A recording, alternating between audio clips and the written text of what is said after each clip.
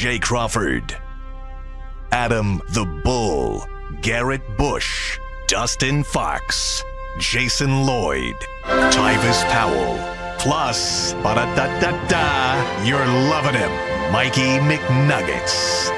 And so many big names, it would take me hours to say all of their names. The ultimate Cleveland sports show starts now. Booyah! Super Bowl week! I wonder what that feels like to have your team in the Super Bowl. What does that feel like? We'll never know. No, that's the Saturday Night Live bit. Nobody knows. Yeah, Well, I'm kind of excited because the team I picked is in the Super Bowl, so I know. You don't get any credit for that. I know. Mike, what do you have? We got a title sponsor today, guys. Today, we are brought to you by Mally's, one of our favorites. This Valentine's Day, be ready to say those three little words. I got Mally's. Chocolate-covered strawberries and grapes are back February 13th and 14th, and the rest of your Valentine's favorites are in stores and online now. And, Jay, hold that for just a second because we're going to do a little product placement and teaser when we get to the real I'm just read, reading the nutritional we appreciate facts. the fact that Mally sent us some chocolates. Dark chocolate's good for you. Yeah. It is. That and a glass of wine, right? Honey, happy Valentine's Day. I got you something this year. Hey, there you go. That wasn't at the gas station. we don't hardly ever do anything for Valentine's Day. It's such a stupid holiday as far as I'm concerned. Well, if you're going to do something, Mally's is the key to the women of Northeast Ohio's heart. They all know it. They all love it. I mean, there's some Mally's around the corner from us, so we're in there all the time. Yeah. There you got chocolate-covered strawberries there. Oh, yeah. I told them I used to work there. I used to work in their little factory. Did for a little you? bit. Like they used to, when you used to come home from college, you used to be having like time off. Yeah. So like we had that long little break. Wow. That little we was on quarters, not semesters. So you were making chocolate. Oh, bro, I was in there packaging, more like packaging. Yeah. They're like, guys, make sure you have your hairnets on. Hairnets on. I'm like, bro, why do black people got to have hairnets, bro? I don't got. We be in there packing, guys. This is a really big time for us. Shout out to them, though, man. Yeah. So we was packing, and you never know how long like 10, 12 hours is till you stand up for 10 or 12 of those packing boxes. Yeah, I can imagine. Yeah. Now, Shout you out were to in them. packaging. That was like, I'm the only one that will even know what I'm talking about here, but the old I Love Lucy episode where she was a packager in a chocolate factory and the conveyor belt was going too fast. Oh, yeah. It's one of the funniest just visual comedy scenes in sitcom history. And she was trying to eat the ones she couldn't put in the box as fast as she could. I remember that. So back in the day, so obviously I'm not old enough to understand I Love Lucy, but they used to have Nick at Night. Yeah. So Nick at Night, I used to watch I Love Lucy, and then it was Mr. Ed. Oh, yeah. And then they had Horse is a Horse. Yeah, a horse of a horse, Of course. And then they used to have the reruns of Cheers. So we used to so then I used to start documenting. I'm like, all right. So there was the one Cheers with the main girl, the blonde girl. What's her name?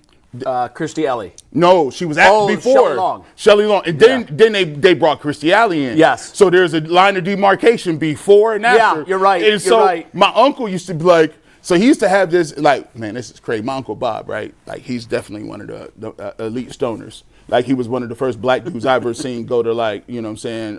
What's that?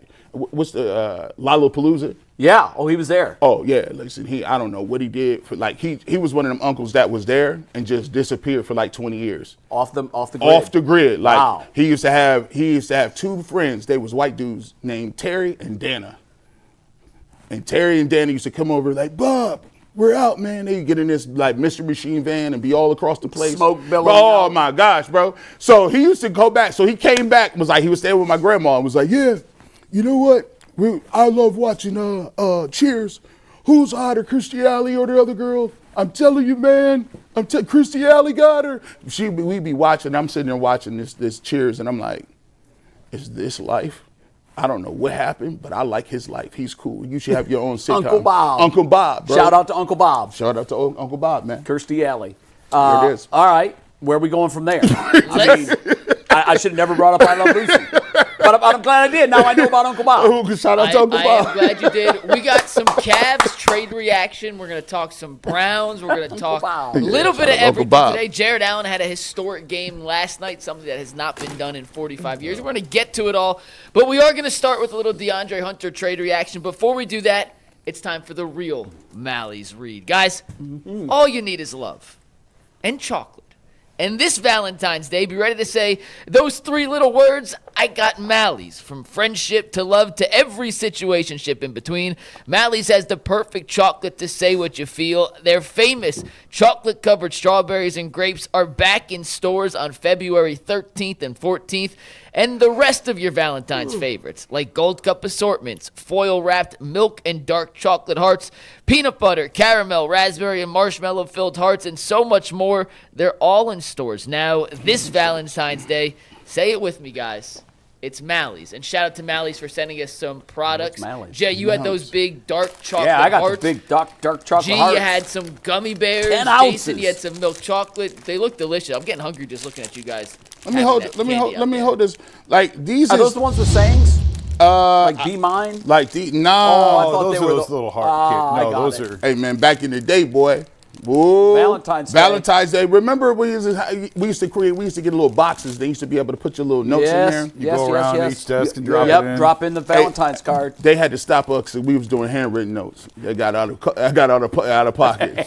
They said, whoa. Listen, why is there writing in this, man? There's a lot of extra. You need to stop this. Too much information, right? Quit. You had to buy them for everybody in class. Everybody. Even the kid you hated. And you could get like a box of like 100 of them at the grocery store for like $1. Yeah. You know, they were real thin and small little. But you buy 2. Linda. Yeah, bro, that was crazy. Cass was getting way too spicy. It was getting extra out of here. We just started having pizza parties on Valentine's Day. Make it simple. Just make it simple. No, really, it does seem kind of silly that we were all professing our love for second graders. Now that's a party foul. Now the whole school district gets sued because of that. You got to tread carefully. You could be in trouble. Jason Lloyd, come on. What you mean you give a Valentine's? What you talking about? That's out of pocket. Then there was the hearts with the messages like yeah. Then somebody's decided to capitalize on it and made the hearts with the X-rated messages. And the messages there were definitely not for elementary school. Man, you start giving. Now back in the day, used to be you give teachers a nice hi Mrs. Johnson, here you be my Valentine. Now people going to whole jail. That's right. They literally they in full blown relationships. You can give that a shot. Yeah, I am. I'm gonna taste this. Now this is a pink bear. Pink bear. Let me see. Have you ever had one of those before? Or no, is that new? I almost said something, but no, we're not gonna do that, Jason. Okay, that's good. Smart. Good catch. Like a great catch right there. But this is good. These taste like they ain't pink and strawberry. This is good. Let me get some of this. All right. Now, McNuggets is back there a little nervous because these props are supposed to last us for the whole week, right? They're going to last us for a whole week. We're going to ration them out. I'm not sure how much is going to be left of cheese product. Well, we got more than just those 3 out there. We're going to show an assortment of different products throughout the week, guys. Let me get one more. There we go. I'm done. I ain't like Tybus. Tybus have a whole breakfast sandwich up here. I got to confiscate the candy. Open it. All right, guys, and with that, let's dive into our first topic. Late on Saturday night, the Cleveland Cavaliers executed a trade with the Sacramento Kings, sending DeAndre Hunter to Sacramento in exchange for Dennis Schroder and Keon Ellis. Schroder was drafted by the Hawks when Kenny Atkinson was an assistant there. Keon Ellis played for current Cavs assistant Jawad Williams in Sacramento, so some familiarity. By executing this deal, the Cavs saved about $6.9 million in salary cap space, about $50 million in overall savings when you include the salary cap plus tax purposes. They're now just $14.1 million over the second apron, a much more manageable number to get out. And Jason, you and I were going back in the group chat. I don't think they're done, and we're going to get to that part of this in a sec, but you're not as high on this trade as some others are. Well, because I think you like DeAndre Hunter's fit a little better than you like Schroder and Ellis. I just want to see what else is coming. I'm not going to render judgment on all this until after the trade. You think there's definitely something else? Oh yeah, this isn't it. Because it just didn't make sense to me. Because I mean, listen. Other than the savings. But Dan's never cared about money. No. In terms of. But Dan's done a lot of things recently that he never did before. And that's fair. And that's why, I just don't know. Because, I mean, Hunter's not having a great year. Like, don't misunderstand. But you're putting it nicely. But I still think in a postseason series, which is all you're really building for right now, I still think he's a little bit more helpful to you. Like, they just sold him off for parts, more or less. Yeah.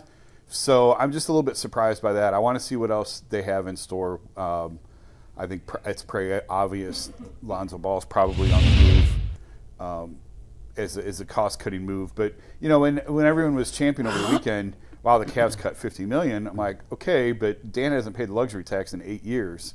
And the Dan that I used to know was far more concerned with winning a championship than $50 million. So and that's why I just want to see what else is coming, because this isn't it. And That's fair. Something else could be coming. I'm not kidding. I mean, Ellis is fine. He can shoot it. He can defend. I've never been a big Schroder guy. I think there's a reason why he's been traded about 17 times. He's played for half the league. He's the Gaylord Perry of the NBA. He's played for half the league. Yeah. So I want to wait and see what the rest of it looks like when we get to the other side of the trade deadline, and then I think we'll have a clearer picture of what it is they're trying to do. I have been trying to figure out the same thing. Like, is this a setup, a precursor to a much bigger deal? I keep hearing there's whispers around maybe Giannis. I mean, I don't know how they pull that off. I don't think that's. I don't know. I would be shocked if Milwaukee took a Cavs package compared to what other teams can I do. would too, because we don't have picks. No. And they want picks. Yes. Plus, could you imagine the irony of it? If that deal were to go through. Come on, I Jimmy. know. Come on, Jimmy. And the Cavaliers win an NBA title. Jimmy will have brought a championship to Cleveland after all. Thank you, Jimmy. And not the way we wanted Mike it. and I talked about that over the weekend, because I've said before, like, you think Jimmy wants to help the Cavs win a title? Yeah, like, no. And no. I just can't see it. That's one reason. The other reason is we don't have what they want. I mean, Well, Mobley's the best player they could get. Well, and so now we start talking about are they ready to move off of Mobley? Well, it's not are you ready to move off of Mobley, it's are you ready to how serious are you about acquiring a top 5 player in the NBA, because that's not Evan. Yeah. So as good as Evan is, and in Mike, No, and but I he would be defended him, part of that package. He would have to be. Yeah. I mean, otherwise Milwaukee won't even pick up the phone. Before we get into the Giannis, let's talk about Keon Yeah. Ellis. One last thing on that, on the whole. I want to hear on G's the trade. thoughts too. I think, and we disagree, because I don't see a home run swing coming next. Mm-hmm. To me, it looks like nothing more than what it is on the surface. It's a deck clear. It gets them under the apron. It saves No, they're not Dan. under the apron. Well, I thought they were. They're under the second No. apron, right? They're still $14 million into the second apron. It's just a more manageable number to be able to get out of. Okay, so their savings on this deal alone would be? That they just did. Yeah. It was $6.9 million. Okay. What are they saving any other money other than that? luxury Tax tax money. money. And that number is? $50 million. And that's the number I'm driving at. That's not an insignificant amount of money. If I'm Dan, and I know what you're saying, because you're right, I say there's pre-stroke Dan and post-stroke Dan. Post-stroke Dan, we know, has been less meddlesome. Mm-hmm. He's been, I think, more frugal. I think. I mean, you said that they haven't paid the tax in 8 years. I don't think that's good. That's good roster management. It Why is, they haven't paid but the that's something tax. that they didn't always exercise pre-stroke. I hear what you're saying. I don't know. Well, here's where all this is leading for me. We're going to find out what comes next. Yeah. If there's a big swing behind this, then Dan's not interested in saving money. He's interested in, he sees that the opening is there.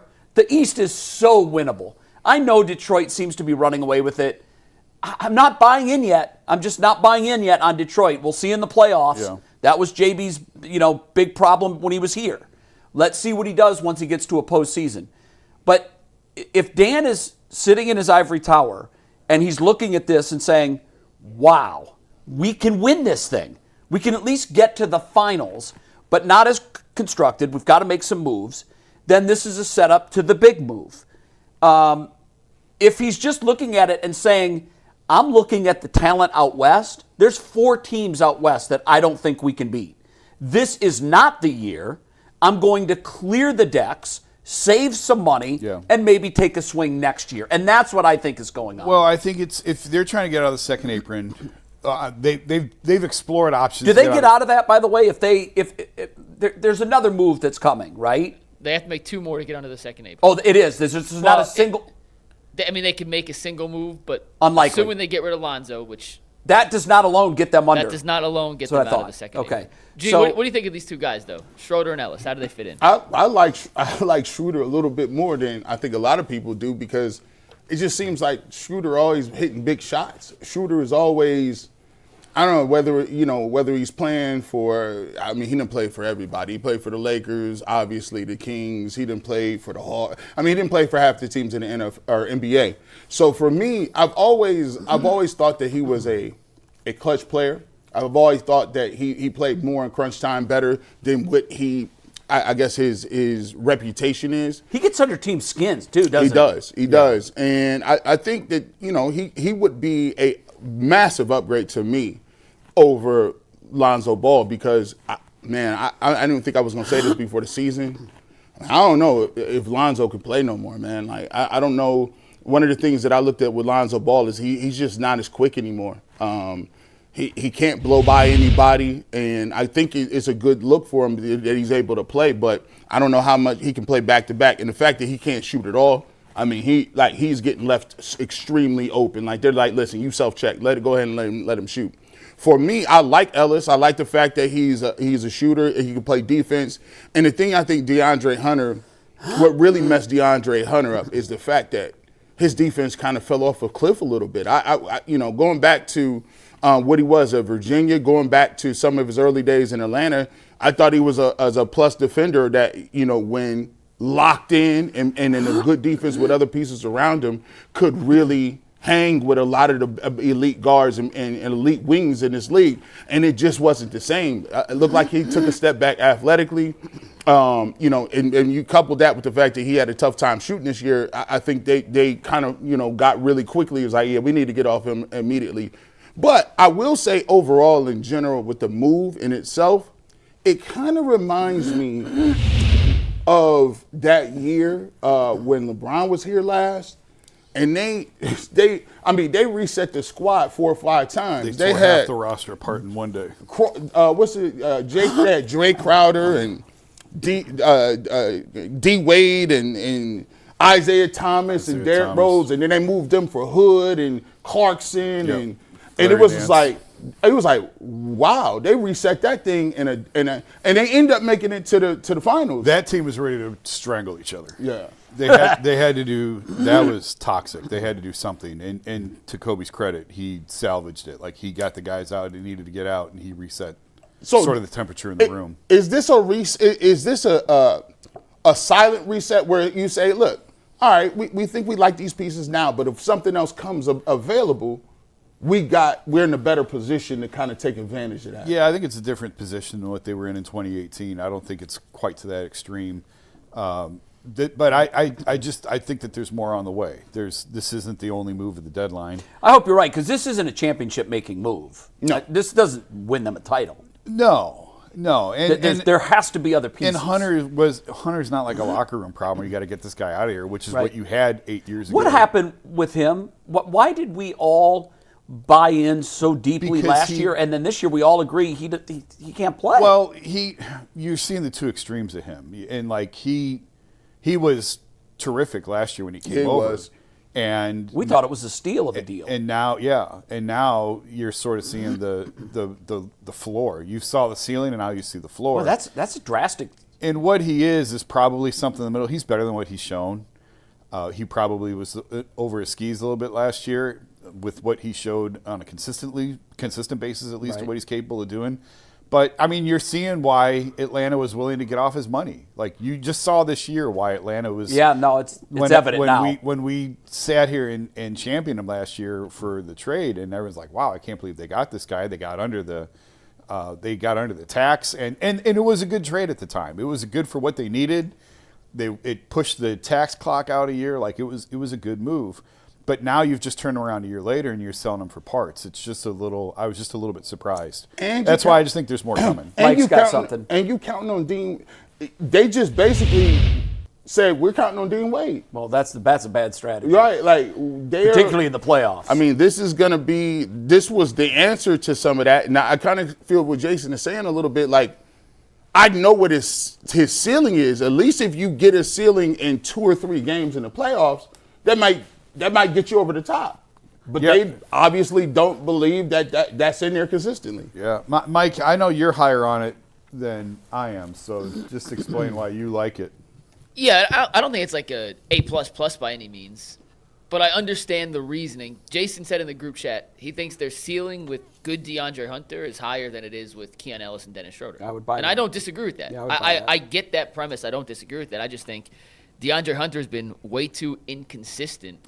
And that's and fair. he hasn't given you that peak level to make Do you you feel know why? confident Is it he'll just be a there. bad fit? Like, what's your explanation? I know Jay said No, always he saw was- his floor and his ceiling. Yeah, I think that's pretty accurate. But why are we seeing his ceiling this year, For his floor? or his floor rather, when we didn't see it last year? He shot out of his mind last year. The whole team shot out of their mind last year. He walked into a situation where literally Cleveland could not miss from beyond the arc, and DeAndre Hunter stepped in from Atlanta where he was having a good season and fit in seamlessly in that realm. Yeah. This year they've all collectively, outside of Sam Merrill, Jalen Tyson, and Donovan Mitchell, have taken a step back in their offensive efficiency. DeAndre is probably the biggest proponent of that. All his numbers are down across the board. He's not the same defender he once was. He's a little older. He's had a couple knee injuries.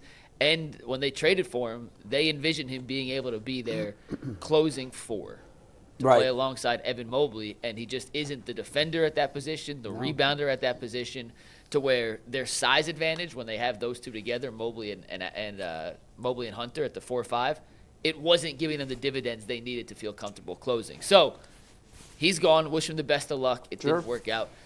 On the players they got in, Schroder is not Darius Garland's replacement, but he is Darius Garland insurance, and I do think he makes Lonzo Ball even more expendable than he was before, and it makes Craig Porter Jr. a little more expendable. Craig Porter Jr. played awesome last night, but they don't have a roster spot for Naquan Tomlin, by the way. Right. Like, with this deal, there's not a current – somebody's got to go. Yeah. And I'm not quite sure how many teams are going to want to just take on Lonzo Ball's contract for a second-round pick. Like, What's I his don't number? even know if that's worth it. It's $10 million. It's expiring. But you may have to throw a Craig Porter Jr. or someone else in there as a sweetener in Sweeten a it deal up. to get them to open up What a would roster you think spot of to that? Naquan. Well, I think we all like Porter, right? I like Porter, but you just traded for Schroder, who's under contract next year. He's going Right. to take those minutes. Schroeder's better than Craig Porter There's Jr. just not right a now. place for him. Right. Yeah. And And then Keon Ellis, and this is the thing I want to mention. Steve, you can play these. If you haven't seen Keon Ellis play defense, just watch this clip as I'm talking. The dude is a defensive menace. He's 6'4", 180 pounds. He's not a big dude. He's not a giant guy. He's long, he's lanky, he's athletic.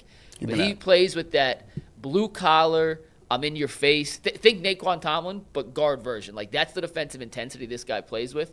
And in the last couple of postseasons, the Cavaliers had gotten run off the court by point guards that they could not stay in front of, that they could not stop. Go back to the Tyrese Halliburton Indiana series, where they were consistently getting into the paint, breaking down the Cavs defense. Yeah, he'd and be a forcing great into matchup in rotations. that scenario. That is why you get a Keon Ellis. He may not be a great offensive player. He's a better three-point shooter in his career than Isaac Okoro was.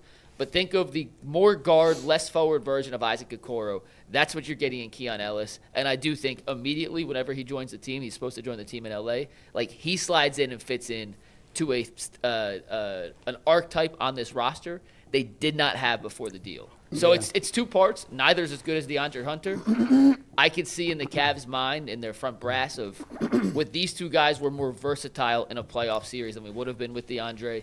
It helps our books a little bit. And the big thing now is I don't think they're done either. I'm not sure if Giannis is on the table. And Jason, I wanted to ask you, like, who do you think could be the next target? But I can't imagine Koby Altman and company are done, especially considering the fact Naquan Tomlin's going to be on this team, and he does not currently have an open roster spot available. So something's going to happen. Yeah, I don't know. I would be shocked if it's Giannis. I'd be shocked. I will too. I don't. I think that there. But are it other- automatically puts them in a contender Well, seat. I think there's other teams that have more to offer for what Milwaukee is seeking. Now, Right. if Milwaukee's trying to get the best player back, period, it's probably Evan. But But it's going to take a package, and they really want picks. Yeah, if they're going, it depends. If they're going on a full-blown rebuild, which you would think that they would if you're trading Giannis, then you're pressing a button and sort of blowing everything up. The only thing on You want picks for picks. me is if wherever Giannis goes, he's a contender. He's going to make a deep playoff run, and those picks in the NBA, a late first-round pick is anything but a surefire Well, thing. that's like a team like I think a team like the Hawks that nobody's talking about. Atlanta holds the New Orleans pick that is going to be extremely valuable. Okay, yeah. Now in that situation, yeah. And so I just think that that's why I'm saying. Well, I'm hearing a lot of people talking about Atlanta, aren't they? Well, yeah, but the Warriors keep coming up. I don't know. I don't know how they do it either. And what would a package look like if you did want to go after Giannis? Obviously, Evan Mobley would be. It's Mobley and Garland. Evan's the centerpiece. Both? Mobley, Garland, and picks, which they don't really have. They don't really have No, picks. they don't. And could they do a three-way and acquire a pick from another team? I mean, you could do a three-way, but I don't know. Like, Darius doesn't have a ton of value right now. No, I don't So- see that he's very attractive as a trade piece. He's got a massive He's a contract. max contract. He's had a ton of injuries. And the injury that he's had outside of a knee, to me, Mike, we've talked about it on the show. Like, that's one of those things that just, it doesn't heal. He's got injuries to both toes now, too. Yeah, and that's bad. It's a red flag. But I guess I guess the best player, like if he was available, would probably be Mobley. And think about it. How old is Mobley? 24, I believe. But the if you're Milwaukee, Evan is a phenomenal player, but he's already in max land. Right. So it's not like You getting cheap it's talent. not like you're getting a guy in his second year. Right. You know what I mean? Yeah. So You're you paying were him. already paying full freight for him. Yep. So he's a tremendous young talent, and you could have him there for the next 10 But years. they are up against it. I mean, Giannis wants out. Yeah. I mean, They're not going anywhere. Yeah, it's been known for a while. And, I mean, Jimmy's been balancing a lot of stuff. Obviously, he had the coaching search now. Now he's got this to deal with Right. in Milwaukee. Are the Knicks a contender? Because initially Giannis had mentioned the Knicks as a landing spot. Giannis to New York has been talked about within the league for like 3 years. Sure. Maybe even longer. Kind of like LeBron. Everybody always felt LeBron was going to end up as a Knick. Zion to New York for a long time. Yeah. That Zion wanted to go to New York, and Zion would wind up in New York. It was before that. It was LeBron to New York, and Right. then obviously Donovan to New York, Or now it's KD. Giannis to New York. Yeah. Like it's always something. I will say about this trade, though, the thing that I do like about it is I like the fact that they got somebody where they had to make somebody expendable. Naquan Tomlin has played his way into a contract where his energy, what he does, his veracity, the way he goes about his game, and then you take a look at Jalen Tyson, who came out of nowhere a little bit too. Those two people made Hunter expendable because of the way that they played on both sides of the floor. You have to find a spot for them. And you got to find a spot for him. So if that, and now you got Ellis. I think that the Cavs' problem this year, to me, in the last couple of years, is because they took a step back defensively. Like they took a step back, not being able to play as hard, as long. I think they kind of felt like we were good offensively enough that we can kind of turn it on and off because they shot the ball so well last year. But when you let your defensive effort be, dictated on how well you shoot the basketball, you're gonna be in trouble because you ain't gonna shoot the ball all the time that great. No, you're not. You gotta still be able to run people off the 3-point line, and they've been terrible doing it. Just watching him hound these guards and hound people has a lot to say. But I'm looking to see what Kobe's gonna do because I think we all agree the Cavs. In terms of the East, I think that they can squeeze, they can if you squint real hard and you say if everybody played the way they're supposed to, the Cavs look like they can contend in the East. But I think that everybody would say, nah, as far as like NBA, in totality with some of the teams in the West. There's too many teams in the West that can beat them. It's too many. I know they only have to beat one, but I don't even think, I don't know, the way they've been playing recently, I don't think it takes a major squint to see the Cavs, if they can get healthy, and I know that's a huge if, but if they can get some guys back, I can see them winning the East still. I don't think the East has this behemoth. No. But I do think there's 3 or 4 teams, should they win the West, would have a decided advantage over the Cavs. But you just never know. Like you don't. No, I mean, Toronto probably felt that way going into the series against Golden State, and then KD gets hurt, and Raptors are champions. Yeah, I know. Hell, the So Pacers likely. had no chance against OKC last year. Took them to 7, and were playing incredibly well till Halliburton pops his Achilles. So it's to your point. You only have to beat one of those teams. In the That's West. right. That's right. So all you have to do is get there, and then now if you're in the West and you got to get through 4, like there's I would 4 not ahead want of to you, be in the West. That's a different conversation. And that's maybe why Dan's looking at this saying, let's take a big swing. Let's do it because we can. When you get there, like to Mike's point, who gave the Pacers? And I know they lost, and the Raptors, it's the same thing. Once you're in a series, you don't know. You're one injury away from becoming the favorite. Here's what I don't like. And this, I'm not just saying this because we talk about Halliburton and some of these other guys. I do not like the body type of Evan Mobley mixed with calf strain. Well, Giannis has had a ton of calf injuries. Giannis is out He's right got now one with now. the calf Yeah, I know strain. he is. Like, it's crazy. But it's almost like, all right, well, if you look at it, Mobley didn't have, what was it? He came back a little bit early. Then another calf strain. He's out 1 to 3 weeks. These calf strains, man, these strains is small tears, man. Let's keep it real. Like, not good. It's not a good look. And I would have to sit him down, and I don't know how concerned they are about the calf strain in terms of Evan Mobley in long term. But the Darius Garland 2 toes thing is tough too, because two toes thing is rough, especially the way he plays ball. The way that he's built on athletic, getting in the paint, breaking the defense down, and it just seems like that might be a long term. Yeah, and it's hell. We saw it with Brad Daugherty a couple of decades ago. Brad Daugherty had the feet problems, and his career was essentially a wrap. All right, our guest's on, right, Mike? We do have our guest. I think we're all in agreement the Cavs will make another move before Thursday's deadline. We'll get a little more in depth on some potential targets as we get closer and closer to that date. Guys, if you want to see the next generation of Cleveland Cavaliers, make sure you head out to Public Hall this weekend as the Cleveland Charge have 2 home games against the Greensboro Swarm. They have giveaways on both days. It is Special Olympics night on Saturday, February 7th at 7 against the Swarm. The Charge are partnering with Special Olympics and taking the court in polar plunge themed jerseys, and the first 1,500 fans receive a special Charge blanket. Tickets are on sale right now at clevelandcharge.com. And with that, we are thrilled to welcome in the Athletics' Mike Jones to the show to talk a little football. How you doing today, Mike? Appreciate you joining UCSS. I'm doing well. How you guys doing this morning? good. That looks like a Marriott, Mike. You at the Super Bowl? I am at the Super Bowl. They put us in a Hilton this year, so I'm not getting my Marriott points. Oh, how dare they? And he careless knows, those Marriott points are gold, but we're in a Hilton. It's nice enough. But yeah, I am over here a couple blocks away from the convention center. I know it's early in the week, and we'll get to many things that are Browns related, but as long as you're out there, what are your thoughts on the Super Bowl? I mean, I'm hoping it's going to be a good game, but obviously both teams are compelling. I've got some questions about the Patriots' offense. Drake May, he's really struggled with turnovers. Not turnovers, with sacks throughout the postseason. I think it's 5 sacks a game. Their offense does not have the same rhythm and the flow that we saw during the regular season. Even that game against Denver, his biggest plays were with his legs.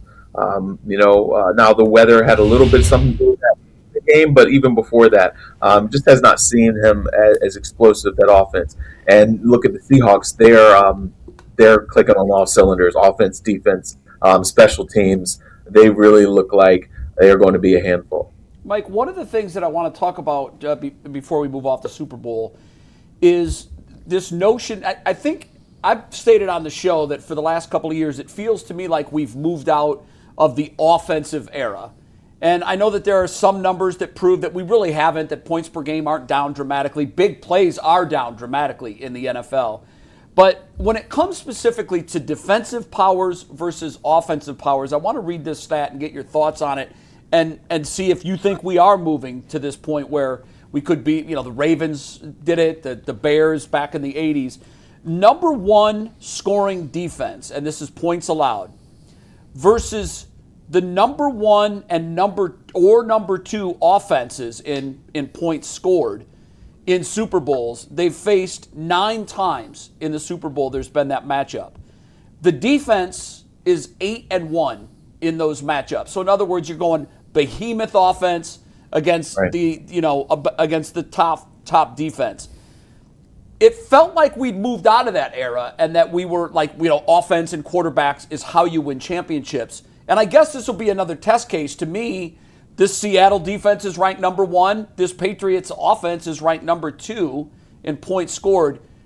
How do you see that battle shaping out? And do you think that we are moving into an era where defense definitely has more to say in the outcomes than it had in the last decade? Yeah, well, I mean, I think that even last Super Bowl, the Chiefs, when you think of them, Patrick Mahomes, Andy Reid, great offense, and the Eagles' defense really got after them and really dictated the flow of that game. Obviously, their offense, capitalized. The Eagles' offense capitalized a lot, but the defense really was disruptive. And we're seeing it, again, those defenses, if you can get after the quarterback, you can really change the complexion and really move them off of their spots. It's very hard if that defense is able to get after you and they pinpoint the weaknesses in your line. And, it's hard for an offense to compensate, because if you fall behind, then you got to throw. But if you can't throw because your quarterback's running for his life. So it is fascinating. And you knew it was a matter of time. These defensive coordinators are smart. They spend the whole offseason studying and dissecting and picking out these offenses and their weaknesses and how to attack them. And I think some of that's why we've seen, for a little while, it looked like the running back was starting to become irrelevant. Now we've seen like teams with strong run games. They do well because you have to be able to attack a defense in multiple ways. But if you have a tough defensive front, you're against the run, against the pass, and you've got a good secondary like Seattle has here, it's hard to attack that and hard to really capitalize on anything. So it's going to be intriguing. The Patriots defense also has done well this postseason, and so we'll see what they can cook up. But Sam Darnold has gone against some really tough defenses on this march to the Super Bowl, and he's found ways to respond and make plays. Mike, kind of pivoting to the Browns, we went through the coaching search, and I'm not gonna lie, when at first they said, who's the least most likely guy and who would you be upset if the Browns chose as their next head coach? I said Todd Monken. And when they hired Monken, it was like people were a little upset. So I went back and I took a look at it, some of the stuff at Georgia, went back and took a look at a lot of the stuff he did with the Ravens and how he spoke. And people spoke of him and what he really was about. And as I started to get to know some of his philosophies on development, some of his ideas about what he wants to see with quarterback play and guys that are going to be playmakers, I started to like more and more the option of Todd Monken being a veteran with some experience over some of the hot shot or young guns who didn't have the experience. What are your thoughts on Todd Monken, and are you surprised that the Browns went that way? I was surprised that went that way. When you had some of the younger guys pull out of the running for that job, I thought they was going to go to Jim Schwartz. And so then when it didn't and it was Todd Monken, it was a little surprising because he's not what you look for, what these owners have been looking for. Like you said, the young, hotshot offensive wizards. But the thing that I do like is he's been around for a while. He's not just one of these guys that you're hoping the magic of Sean McVay rubs off on him and he's going to bring it here. He's coached in a number of different places, different systems, different players. So he's seen a lot. Is it the sexy pick? No. But I have to think that his wisdom and knowledge and experience has to be a factor. It's going to be, come into play and help because you've got, questions at that quarterback position. You've got some young offensive pieces, and you got to figure out how to position them for success. It's going to be interesting to see what happens with the defense. They've got talent there. Losing Jim Schwartz is going to be huge. But I don't think it's as awful. Yes, like I said, it's not sexy, but I don't think it's an awful hire. Surprising, but not awful. You said that pretty definitively, losing Jim Schwartz. So I'm just wondering, you think it's a done deal that he's gone, or you think there's any chance he comes back? I mean, maybe. It doesn't sound like there's a whole lot of optimism, but I mean, I guess anything could happen. With you. I'm just wondering. Yeah. But I have not heard anything to suggest that it sounds like that there's a feeling that he'll come back there. Obviously, nothing is done, until the door is slammed, but it doesn't seem like it. What about the contract issue, though? I mean, we're running out of landing spots for him in terms of DC jobs, and if he goes somewhere, he's got to go somewhere where it's an improvement. It's a job title. It's got to be more than defensive coordinator. Right. No. And when, like you said, a lot of these jobs are starting to fill up. I guess it depends on how disappointed is he. Is he really just wanting out of there, wanting a change? Is he willing to? Is it a situation where he'll be like, "Hey, I will, not coach this year," and then But I don't know. There's a lot up in the air. Obviously, quality head coach. I'm surprised that he didn't get more interest. Our head coaching position here with some of these openings that we have, but this whole coaching cycle was just weird. So who knows? What do you mean by that? It was weird. About the coaching cycle? Yeah, It was weird. We see John Harbaugh out, and then they replace him with Jesse Minter, which is you're hoping that he's kind of from the Harbaugh tree, but he's not a proven upgrade. He's not even a proven long track record as defensive coordinator. It made sense for the Giants to go get Harbaugh because you need somebody with credibility and experience. I felt like the Steelers made a very complacent, safe hire. I don't feel like they did something that is really going to help elevate that team. I don't understand why Brian Flores did not get a job, why Vance Joseph did not get a job. When you're looking at some of these hires, Mike LaFleur really struggled as a play caller with the Jets. And then he goes to the Rams with Sean McVay, where Sean McVay runs the show there. And then you think that he's going to be a good head coach. I really have questions about some of these hires here. Joe Brady was another hire that didn't make a lot of sense to me. You had a really strong track record with Sean McDermott, and this was not a huge upgrade. It was, I would have thought that maybe Brian Daboll would have been, because of his relationship with Josh Allen, I wouldn't have loved it, but it still would have been something where I think he had more success as an offense coordinator. Joe Brady hasn't shown me a whole lot. Their offense, kind of underachieved if Josh Allen was not Superman. So a lot of these hires just kind of, head scratchers, and, we'll see how they play out, but probably going to be some short leashes for some of them because that's the way these owners are these days. Yeah, the triumvirate of the Bills, Steelers, and Ravens. They let go 3 coaches that have got a long track record of success. And when you look at the 3 that are out and the 3 that replace them, the McCarthy thing, you can't squint and make it look like these are great upgrades. Just McCarthy and Monken in the same division. It's such a shift in where teams were headed with a lot of their hirings. The pendulum swung. Now it's just 2 guys, but the pendulum went all the way to the old guy. Yeah, I don't know. It's just odd. I agree with you. It was odd. Yeah, definitely. Mike, you got something? Well, I saw Mike doing some research for tomorrow. I'm also Mike, by the way, so what's up, Mike? Sorry. In doing some research for today, I saw you had tweeted something out about the lack of minority hires in this cycle, Mike. And we had a long discussion here in Cleveland about the Browns and the Rooney Rule requirements and how when Mike McDaniel dropped out, they were in a position to hire Grant Udinski on Friday had they wanted to because they hadn't met the Rooney Rule requirements. And I was kind of fascinated by the thread you put out there in how the Rooney Rule has good intentions, but it's not necessarily working. I was curious if you could elaborate on that for a little bit for us. Yeah, no, there's a lot of frustration I think I've heard more from assistant head coaches of color this hiring cycle unprompted than in the past. Because I would reach out to a lot of these guys, but I've had a lot of guys who reach out to me frustrated just about what's going on, whether between the head coaching hires, offensive coordinator hires, where they have been told, hey, you need more time. You haven't worked with quarterbacks. You haven't had a play calling experience. We've seen some of these guys either get head coaching jobs that don't have a lot of experience, or have offensive coordinator jobs who have 2 years of coaching experience and never were play callers. And so the goalposts keep moving.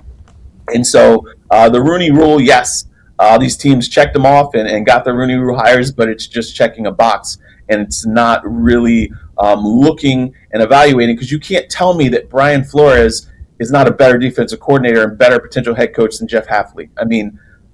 I'm sorry. And is Vance Joseph, I know he was in Denver and did not have success. They also did not have a quarterback, and their roster has been upgraded. Vance Joseph isn't a better option than Mike LaFleur.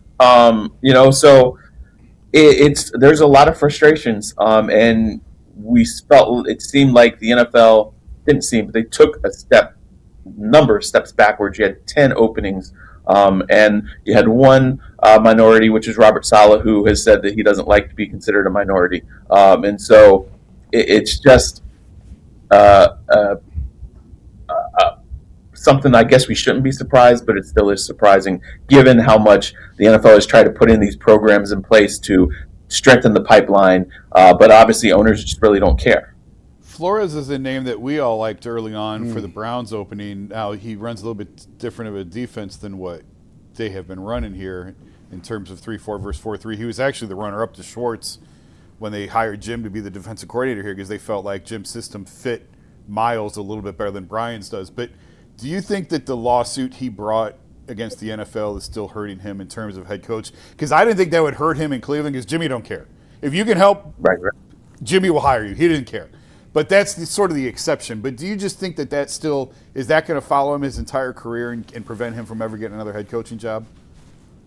I don't know, because I felt like the Rooneys, I thought that in Pittsburgh that they wouldn't have cared because he had that suit going on when Tomlin went to the Rooneys and said he wanted to hire him, and they said bring him on without hesitation. Yeah. So they supposedly had interest. So I thought that there were going to be enough people who kind of just don't care. Steve Bisciotti, I thought maybe that was a possibility.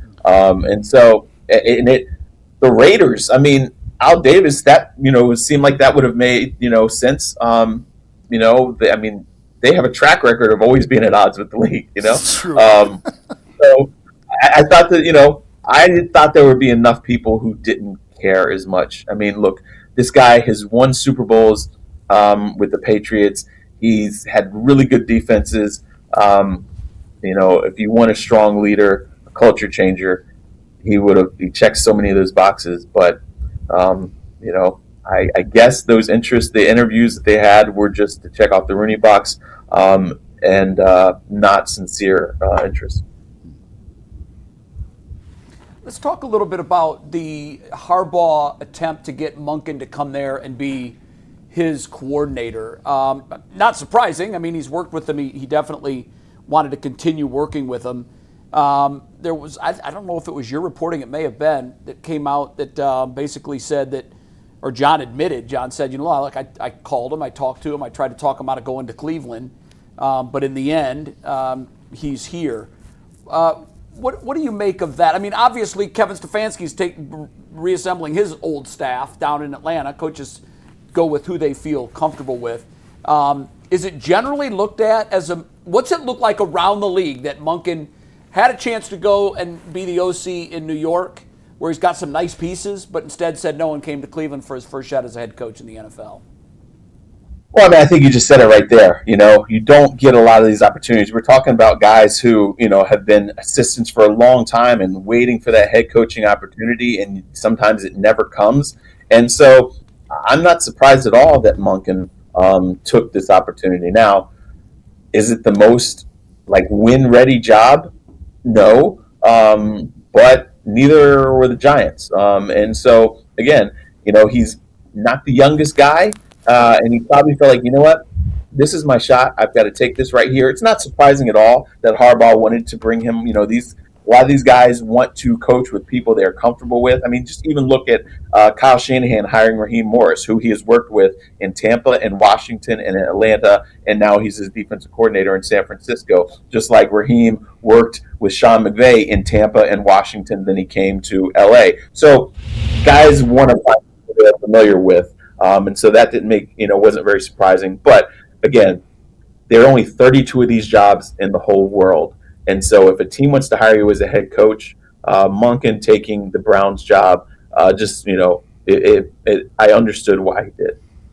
Mike, really quickly, what do you make of the Browns quarterback situation?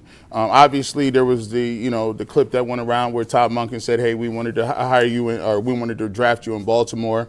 Shedeur Sanders obviously is on the roster, but they do have Deshaun Watson as well, Dylan Gabriel. What do you make of the roster? The general manager has come out and said, hey, we like some things Shedeur did, but we're going to look at every opportunity to take a look at our room in general. What do you think about the Browns quarterback situation, and what do you think Todd Monken believes and thinks about the Browns quarterback situation? Yeah, well, I mean, I think that he obviously finds it intriguing and liked what he has to work with there. Otherwise, he wouldn't have taken it. And I don't know this, but if the Browns are saying, "Hey, these are our quarterbacks," then he had to have been on board with that. Now, they could possibly look for other options, but he has some intriguing pieces to work with there. I mean, you have Deshaun Watson. Okay, he's struggled to stay healthy. Never seemed like he was super comfortable with Kevin Stefanski. You have Sanders, who, obviously there was a lot of scrutiny of the way he was handled and the way he was developed by Stefanski, and it kind of, was confusing at times. So it's not like he's going there where the cupboard's totally bare. I think there is many questions there, as there are, maybe more questions than answers. But he has something to work with, and we saw he's got creativity. We saw what he was able to Lamar Jackson there in Baltimore. That he's going to try to run the football. We've seen him build an offense where it capitalizes on a quarterback's mobility. Even though Lamar, in the last couple of years has stayed in the pocket more than being like a run first quarterback. So it's going to be interesting to see. Obviously they got some work they have to do to upgrade the line and some of the skill positions, but it's an interesting quarterback room there with Watson, who at one point looked like one of the best quarterbacks in the league and has not been able to get right, and then Sanders and Gabriel, who have something to offer, but you're just not sure if they actually have all of what it takes. I'm going to ask one last question. I know this is going to be tough and probably unfair, but and I know you're not in the business of crystal balls and figuring this out. But if you had to say who the starting quarterback is for the Cleveland Browns amongst these three next year, who would you pick? I mean, I don't know what Deshaun Watson's recovery is looking like, but if he looks good, I think I almost kind of roll with the veteran to see, one more shot of what he has left, because they have so much invested in him. And then if he doesn't, then you go with, check off, okay, this one, we are answering the question, he is not it, then we'll roll with Sanders. And then see, what we have from there. But I don't know. Again, I don't have a crystal ball. It's tough. Again, it's a tough quarterback room, but there's intrigue there. But I just don't know about any of the three of them. Well, we always say this here in Cleveland. There won't be a lack of drama. We lead the league in drama, and I'm sure you figured that out from afar, but there will be plenty of drama in the quarterback situation next year with the Cleveland Browns. Hey, Mike, thanks a lot for joining us. We appreciate it. Enjoy your week out at the Super Bowl, and hopefully we get a great Super Bowl 60. Appreciate you. Thanks, buddy. Yeah, thanks for having me. See ya. That was Mike Jones from The Athletic. You can find him at @ByMikeJones on Twitter. Great insight. We're going to have some Super Bowl guests all week who are going to join us to talk a little Browns from Santa Clara. But, Jay, you asked a question in that interview that's going to lead us into our next topic. Before we get there, a quick reminder, hit the like button, hit the subscribe button. Make sure you follow us on all of our social media accounts, X, Instagram, TikTok. You can find some never-before-seen behind-the-scenes content on those platforms. So give us a follow, hit the like button, and hit the subscribe button. Jay, you asked Mike about the report that John Harbaugh tried to lure Todd Monken out of the Browns job and join him in New York as the Giants offensive coordinator. He was asked about it, and this is what John Harbaugh had to say when asked about Todd Monken getting the Cleveland Browns job. He said, and I quote, "I tried to talk him out of it. That's my job, right? I really thought he was coming with us, but Cleveland was in there all along, and he had been there before in 2019 as the offensive coordinator. So they knew him, and he wanted his opportunity. He got it, and I'm happy for him. I'm really kind of proud of him, but we've got to go to work." Over the weekend, we've also seen some other hires from Todd Monken, who's continuing to assemble his staff. Most of these have come on the offensive side of the ball. But, G. Bush, I want to start with you on this one. I know we've all had our reaction in the immediate aftermath of the Monken hire. We've thought about it. We've processed it. We've heard from players, including Cecil Schwartz on the Ultimate 216 show, who played for Todd Monken, weigh in on it. We now know John Harbaugh was dead set on bringing him to New York with him. How has all the chatter from other NFL people, players, coaches, etc., kind of helped you reframe what you think of this Todd Monken hire? I think a lot of times we can all be guilty of this a little bit is, when you look at names and when you work in the media or you just, watching this thing from afar and we're not really in the room, there's different names that we throw out there. And those names become the names that are the favorites. And they be kind of, you kind of just keep going back over these names. So in your mind, you subconsciously pick somebody, and you may have picked that person based on not on what the merits are, just based on you're just reading the tea leaves, and it almost becomes like a self-fulfilling prophecy. So sometimes you can hear a bunch of names, and somebody can get have a perception about them that may not necessarily be the reality. So when he got chose, for the job, I think the first thing I wanted to do was I wanted to go see what other players who played for him said. I wanted to see for myself, like kind of hear what he had to say about his philosophy and being a head coach. And then I just wanted to really in general, and the most imperative thing I wanted to do is see what he felt about the job in general. Like I always said for myself, I want somebody that wants to be here. And a lot of times, some of the names were mentioned. There was a lot of different things that happened where they're like, well, I might not be into this, or I don't want to be into that, or I want certain things. What I wanted in general is I wanted somebody for the Cleveland Browns that wanted to come in here and be a Cleveland Brown, who thought they were different, who thought that they had what it took to change a lot of the different stuff that was happening in the past, whether that be with ownership, whether that would be with the quarterback room or just the offense in general. I wanted somebody that felt like they were special enough to come in here and change things. And the thing that got me was I watched a clip over the weekend where he's kind of in the office. The office is sitting there and it's empty, and he got his bag on the table, and they're kind of panning around the room. And the field isn't behind him, and it's cloudy, or it's dark, and it ain't really dark, but the field is full of snow. And obviously he's sitting there and he said, man, this is what it's all worth it for. This is what you work for. This is it right here. This you work your whole career for this opportunity. And I think a lot of times there's a lot of people who don't realize that, there's coaches who never get a chance to be a head coach at any level, whether it's high school, college, or pro. And pro is the pinnacle of it. So there's a lot of people who work their whole entire life underneath somebody. And so for him to have the opportunity, and that's why Harbaugh says, I'm actually kind of proud of him, because it's a great feeling for somebody to turn you down and say, you know what, coach, I like being your coordinator, but I'm going to go stamp my own bill of goods, and I'm going to go over here and try to carve out my own legacy in Cleveland. It's a tough place to do it, but I'm up for the challenge. So to me, I could see why, sitting in front of him, the Browns would look at him and say, okay, I like what he's talking about. He came with a plan.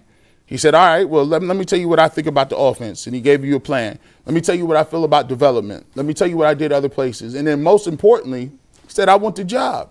And I think it's on two different fronts. You can kind of compare it to Jim Schwartz, because in one case, you see a guy who says, I worked my whole life to get this opportunity.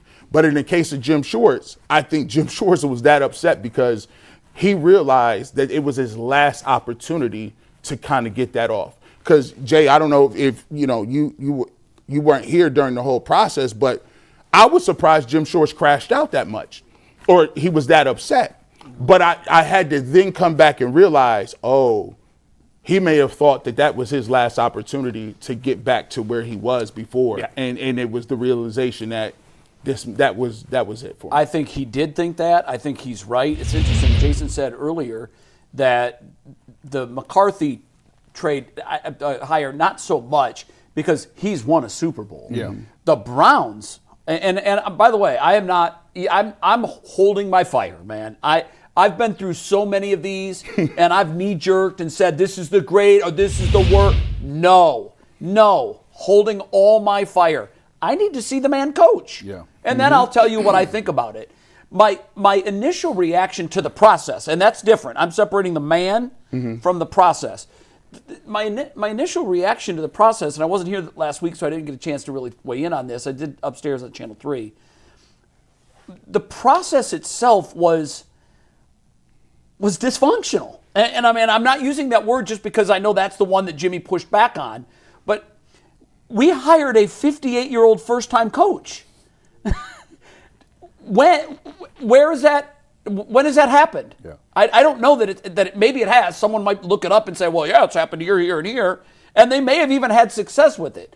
But we know the league is a copycat league. Everybody's looking around, oh, you're doing this? Well, we're going to do that. Oh, it worked for you? Well, let's do what the Rams are doing. Let's do what the Seahawks are doing. What's stunning to me is you only get 2 chances. Jim Schwartz had to be thinking, this is it. What's Schwartz, 61?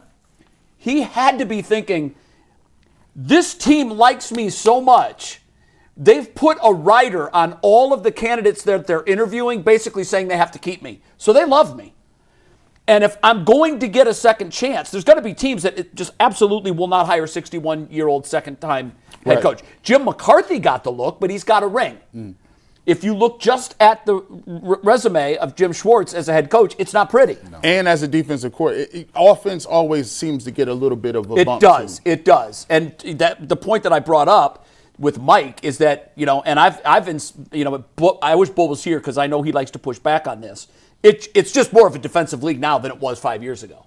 I don't care what anybody says. The number of explosive plays down dramatically. And I believe that Bill says there's no elite defenses. Well, there has to be elite. By definition, it's who's best. That would be considered elite in this crop of teams. And Seattle is going to win the Super Bowl, and they're going to win the Super Bowl because they've twice beaten the number 1 ranked offense in the NFL. And now I know they did lose once to the Rams, but they have twice beaten the Rams. And I just think that defense, and it's proven in Super Bowls, they're 8-1. When top defenses meet top offenses, the defenses win. So I do think that even though teams are prioritizing these younger whiz kids because they tend to come from the offensive side, Jim Schwartz literally has to be looking at this as, well, I've maxed out my career. I'm not going to get another opportunity. But then they go and give it to a 58-year-old first-timer. If I'm Jim Schwartz, I can't get out of that building fast enough. I just can't. And if it means that I leave coaching for a year, then I leave coaching for a year. But at some point, your principles have to matter. And I think Jim Schwartz is a man of principle. Jim Schwartz is saying, I've done everything here you've asked. I've turned this defense into a top 5 defense. I just coached the NFL Defensive Player of the Year for the second time in 3 years. Right. I've done it all. You made me think I was the guy. According to reports, he was telling everybody I've got the job. He must have felt super comfortable. People were dropping off one after another, guys that have not had coaching chances. And I think the advice that these young coaches are getting, don't pick the wrong team on your first shot because you might not get that second shot. Well, to that point, I think I've been told Shieldhouse also had people telling him, like, you better be careful. And I think that's I believe that what's going on is agents and others that are influential with these young coaches. And I don't know, maybe it's even their current head coach, friends, I don't know. But if you're looking at look, there were 10 openings this cycle. There were a lot of other openings other than the Cleveland. There's going to be 5 to 6 next year. There always are. You better pick the one that you think is a winnable situation. Yeah. And I believe what we were seeing was Mike McDaniel looked at this and said, I'm going to get one more crack. That's it. Even if I have to go spend time as a coordinator, I can probably come back one more time. If I come back in a situation that is not winnable right away, I might be a coordinator for life. Yeah. So I do believe that what's going on now is Cleveland's reputation has really caught up to it. Where there are only 32, I get that. This time there were 10 that were open. And what we saw was when there were 10 that were open, we were not the pretty girl at the prom. Let me ask you this about, we asked Mike Jones was just on, we asked him, hey, what do you think Jim Schwartz will come back? Now, it's radio silent right now.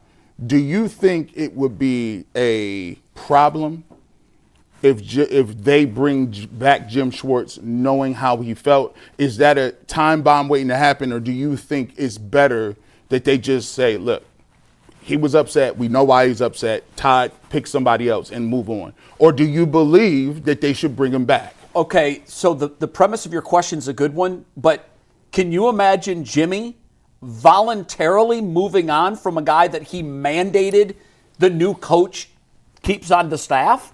Like, it almost reminds me of the quarterback situation last year where we sign this one, we release this one, we trade this one. It's like, what are you doing? Is there a plan? There's no plan.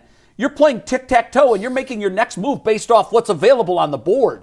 There's no strategy to that. So I'd be stunned if the Browns did that. The other thing that I brought up to Mike is, Jay, the jobs are taken. Like, where are the jobs that he could now take? First of all, whoever hires him is going to have to give him the title of associate head coach. Well, if the Browns, we're a long way from this. I think you're right. But if Jim says, I do not want to be here, please let me out of my contract. He's indicated that. Yeah, he's but told he could people also, I won't be back. Yes, and I've talked to people who said they would be stunned if he returns. But when there are no options, when cooler heads prevail, when Jimmy's checkbook comes out, things can change. Yeah. But let's assume that he holds steadfast to that I want out. He may not be able to walk into another job, but I mean, he was a consultant in Tennessee for a year or whatever. Like we saw Mike Vrabel did the even same come thing here. here. Sometimes these guys like that to have a year of a reset. Now, Jim's a little bit older. I'm sure that's not his number one priority. I'm sure he wants to be a coordinator, head coach in the league, and they're full right now. And I've mentioned the Philly thing. I don't know what's going on. I thought it would have been announced by now that Vic Fangio probably would not be back. Do you think that they're trying to keep him? They're probably. I think clearly maybe he's having second thoughts. Yeah, it sounds I think like he it. was going to retire. I thought that would have been announced by now. So if he comes back, there's no room at the inn for Jim to be a coordinator somewhere. So now he's got a choice to make. Do I want to? Because once you're out, He's got to swallow that pride now. well, once you leave, especially when you get to his age, sometimes it's hard to get back. Yeah, It's always right. easier to get a job when you got a job. There is a trend that has developed over the last, But real quick, 5 before years. we move on, having said that, if I'm Todd, I said this last week. If I'm Todd Monken, I don't know that I want him on my staff after acting this way. I don't know either. That's I don't the know if I do question. either. I don't know that because both of these guys are very blunt, and that's not a bad thing. No. I'm kind of blunt. They're type A's. Yeah, They're alpha males. and I think I don't know if the sandbox is big enough for the both. It almost reminds me of Greg Williams and Todd, who was the offensive Haley. coordinator, Todd Haley. And that was the year that they were on Hard Knocks. Yeah. And if you were out to training camp a lot that year, and I was, you saw that, well, these guys aren't going to, that this won't make it. I just went over. I just was watching some old stuff where Todd Haley and Greg Williams was going back and forth Shouting at each other at practice with cameras rolling. And then they double teamed Hugh Jackson because Hugh Jackson didn't want him practicing. Right. And he said, "What are you talking about here, man? What are Yeah, and that's you don't want to go back to those days. No, like that was great dysfunction. for whatever problems that they've had over the last few years, and it certainly wasn't perfect. They didn't have that. Everybody was pulling on the rope in the same direction. You didn't have any of this from one Yeah. side of the ball to the other. You don't want to go back to the power struggle, Game of Thrones, where everybody's trying to get leverage over the other guy. It might be a situation where Jimmy says, Todd, we need you to call Jim and have a conversation, and then I want you to report back on me as to whether or not this is a doable situation. And let the two grown men figure it out. Like, maybe Jim might say, you know what, I've settled down. I'm ready to try to make this work. And you're right, Todd may look at this guy and say, I don't need this on my staff right now. Yeah. You're going to have at least temporary defections on the defense. We know what Miles thinks of Jim Schwartz. Yeah. How does that come into play? What impact will that have? So I think there's a lot of things at play. The one thing I was going to bring up about Jim, which it might even be too late for that. I don't know how these jobs, I don't know what attractive jobs at the college level are filled, but we've seen a trend over the last maybe 5 or 10 years where coaches have suffered from burnout, either in NFL head coaching jobs with Chip Kelly or assistant or coordinators, Matt Patricia. Yep. We've seen where coaches have gone, it's almost like, hey, I can go and revitalize my head coaching and NFL stock in the college ranks. Yeah. And when you go to a program that is a blue chip program, you can make a difference. We've seen it happen. And I wouldn't be surprised if Matt Patricia, after another year in Columbus, reemerges as a potential head coaching candidate in the NFL again. You kind of saw that with Chip Kelly and some of these other Chip dudes. I think was the first to do it. Yeah, and I don't know if it'll work. I don't know, but like you said, sometimes I was surprised Brian Flores has not been talked about. I feel like, Jay, your question to Mike, I think this is a coordinated effort from the NFL. We've seen this before. We've seen with the Colin Kaepernick situation, there were teams that needed at least an experienced backup quarterback in the late regular season run, and no one was interested. And to me, it feels like John Gruden is the same thing has happened to him, and it feels like Brian Flores is the most recent example of this NFL. I hate to use the word collusion because that makes it seem like it is organized, but to me it feels like it's organized. I call it the syndicate. Listen. The word came on high from the boss. The syndicate, listen, you got to get back in the good graces. You got to have kiss the ring. You got to have good behavior for 4 to 5 years. Yeah. Stay right here, and then the syndicate will come back together and tell you whether or not you out of purgatory or not. We'll meet again in 5 years on your fate. We'll reconvene, right? It really does feel, Jay, to me it feels like that's what's going on. Brian Flores, especially when you hear some of the names that got jobs this cycle and you're like, wait a minute. I mean, if you strip all the baggage from Brian Flores, there's no way you can do the mental gymnastics and say he's not a better coach than some of these guys that got jobs. He was the first name out of my mouth in terms of after Kevin was gone, who do you want here? And that was the first guy that I thought. But I don't think the league is ready for that yet. You can't tell. Hey. Every situation, he should fit somewhere. Every situation's different. I do understand why probably it's not a great fit here. We talked about it. Are they really going to rip apart the defense and go from a 4-3 to a 3-4? Yeah, that's a big ask. I'm going to throw this. I throw this. Hey, listen, we just getting off probation from the Deshaun Watson deal. Under no circumstances did the syndicate. We're on double secret probation. They under no circumstances did they give Jimmy another opportunity. They said, listen now, come on, Brian Flores is not in play. For anywhere for the Cleveland Browns. We just try and get off probation and let this contract roll over, and we good. Well, that kind of leads us right to where we're going next. I got to read and I want to bring up that next topic. Mally's is a proud sponsor of the Ultimate Cleveland Sports Show this week. All you guys need is a little love and a little chocolate this Valentine's Day. Be ready to say the 3 little words that make everyone's day a little better. I got Mally's. From friendship to love to every situationship in between, Mally's has the perfect chocolate to say what you feel. Their famous chocolate-covered strawberries and grapes are back in stores on February 13th and 14th. And the rest of your Valentine's Day favorites, like Gold Cup assortments, foil-wrapped solid chocolate and dark chocolate hearts, peanut butter, caramel, raspberry, and marshmallow-filled hearts, and so much more. They're all in stores and online right now. This Valentine's Day, say it with Mally's. G, you mentioned getting off probation. Well, it came out yesterday, at least it was reported yesterday by RMC Sport, one of the biggest news publications in France, that after months of negotiations, the NFL is set to hold its first game ever in Paris at the Stadium of France on October 25th against the New Orleans Saints and the Cleveland Browns. The NFL confirmed today that the Saints will be playing in Paris. Their opponent has yet to be confirmed by the NFL. But according to RMC Sport, one of the biggest French news publications there is, it will be the Cleveland Browns, possibly signaling the end of that probation you just alluded to before. The Browns back on primetime. Bonjour. Yeah. Bonjour. Is it prime time, though? I don't think you can call it an 11 a.m. game prime 9:30 a.m. Don't give them 11 a.m. It's 9:30. It's 9:30 kickoff. Okay, 9:30 a.m. is not prime. It is a solo one-of-one game. There's no competition. Jay, bonjour. Bonjour. Oui, oui. We got that Eiffel Tower To game. me, it feels like a punishment. Well, I said last night on our chat, Parisians already think Americans are bumbling fools, and now we're sending them the Browns. Man, in case you weren't already clear who we are, here you go.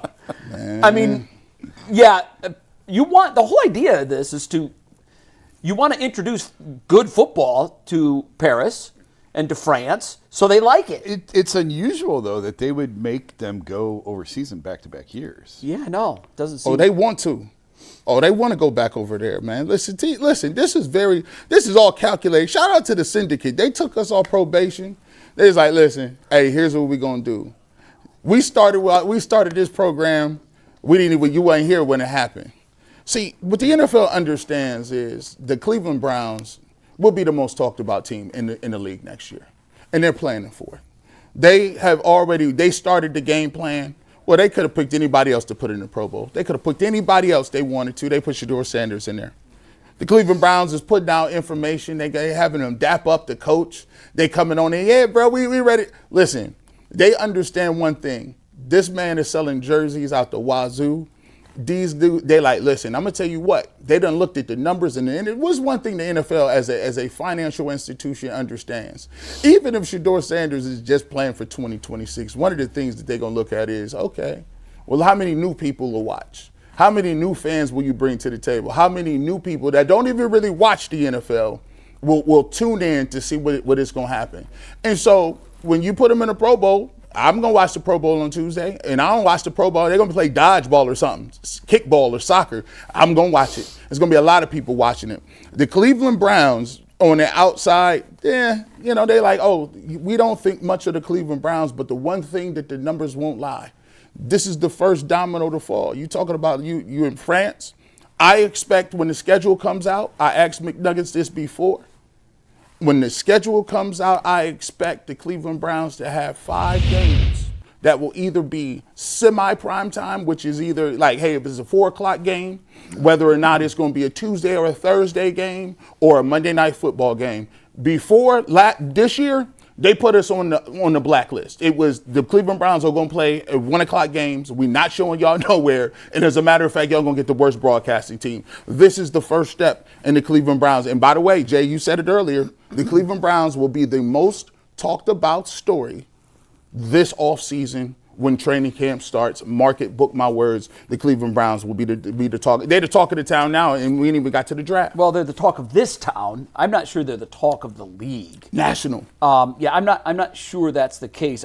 One of the things that you can do to sort of track this is, and I don't, but I know people do.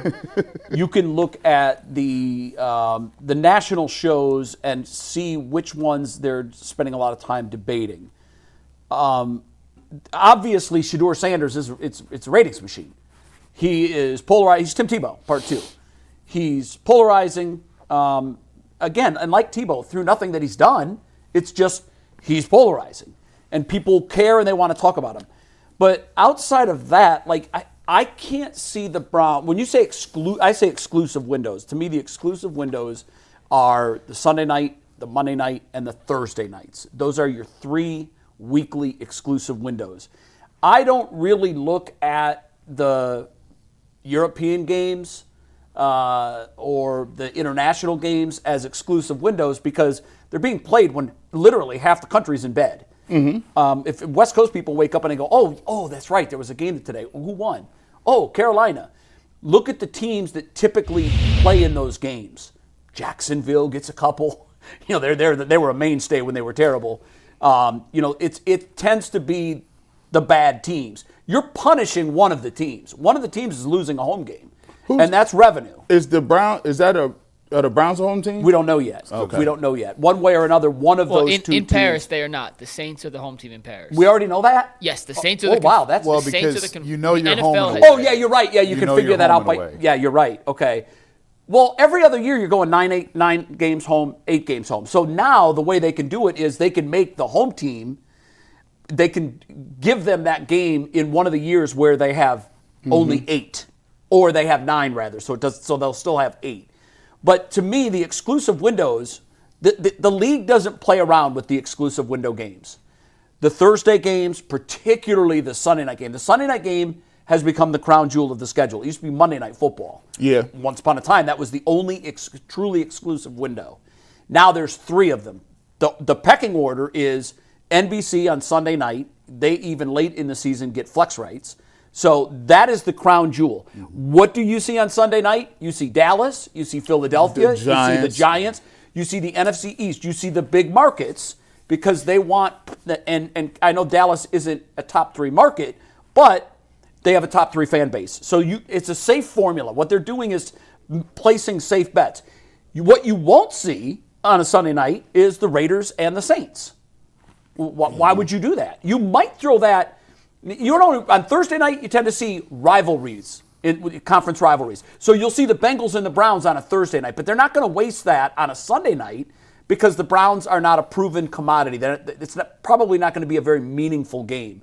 So I disagree with you on the Browns are going to be in 5 exclusive windows next year. Well, your definitions as a season. Yours includes a 4 o'clock game. That's not, to me, that's not. Yeah, I mean, hell, if you play a West Coast game, you're automatically in a 4 o'clock window. If anything to me, as a layman, anything past 1 o'clock, because 1 o'clock game, that's bread and butter. Like There's 8 games to choose from. Yeah, we did that our whole life. Like every game is 1 o'clock. So anything past but that anytime to me, you play on the West Coast or even the Central Time Zone, you're most likely going to be a 4 o'clock kick. Yeah. For the East. So I'd be stunned if when the schedule comes out, we see the Browns on ESPN, NBC, or Amazon. What is your guess?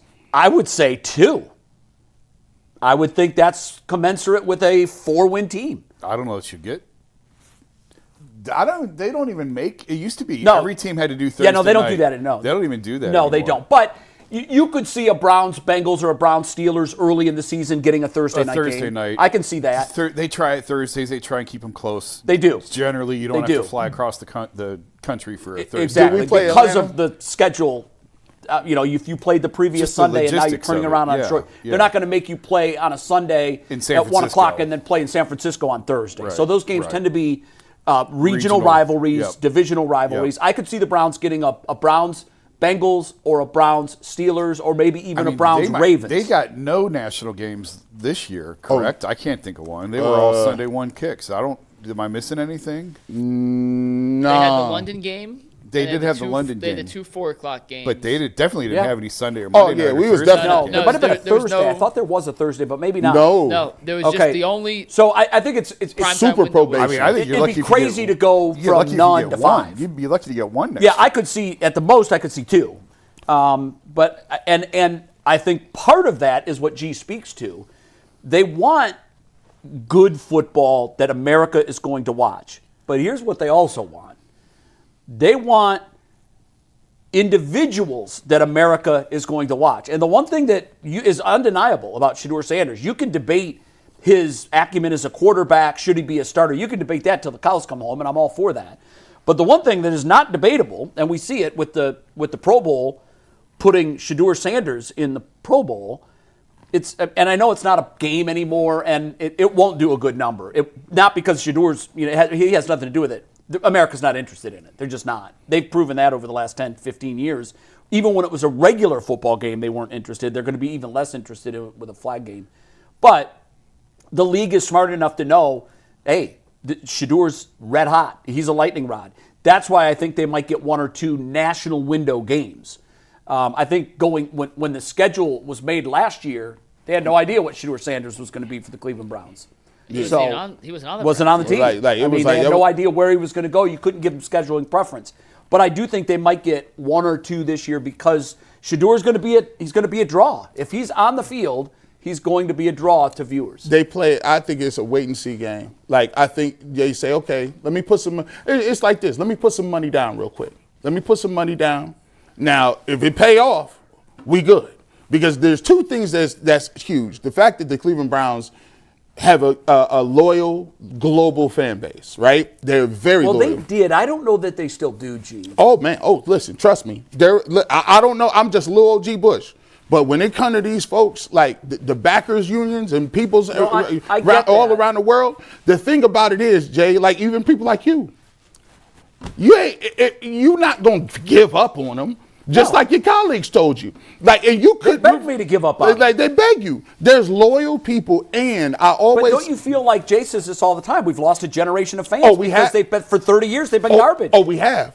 So I don't think it's as big as it used to be. But the Steelers have it. The Cowboys have it. I think there's very few times in your life as a team where you get new people.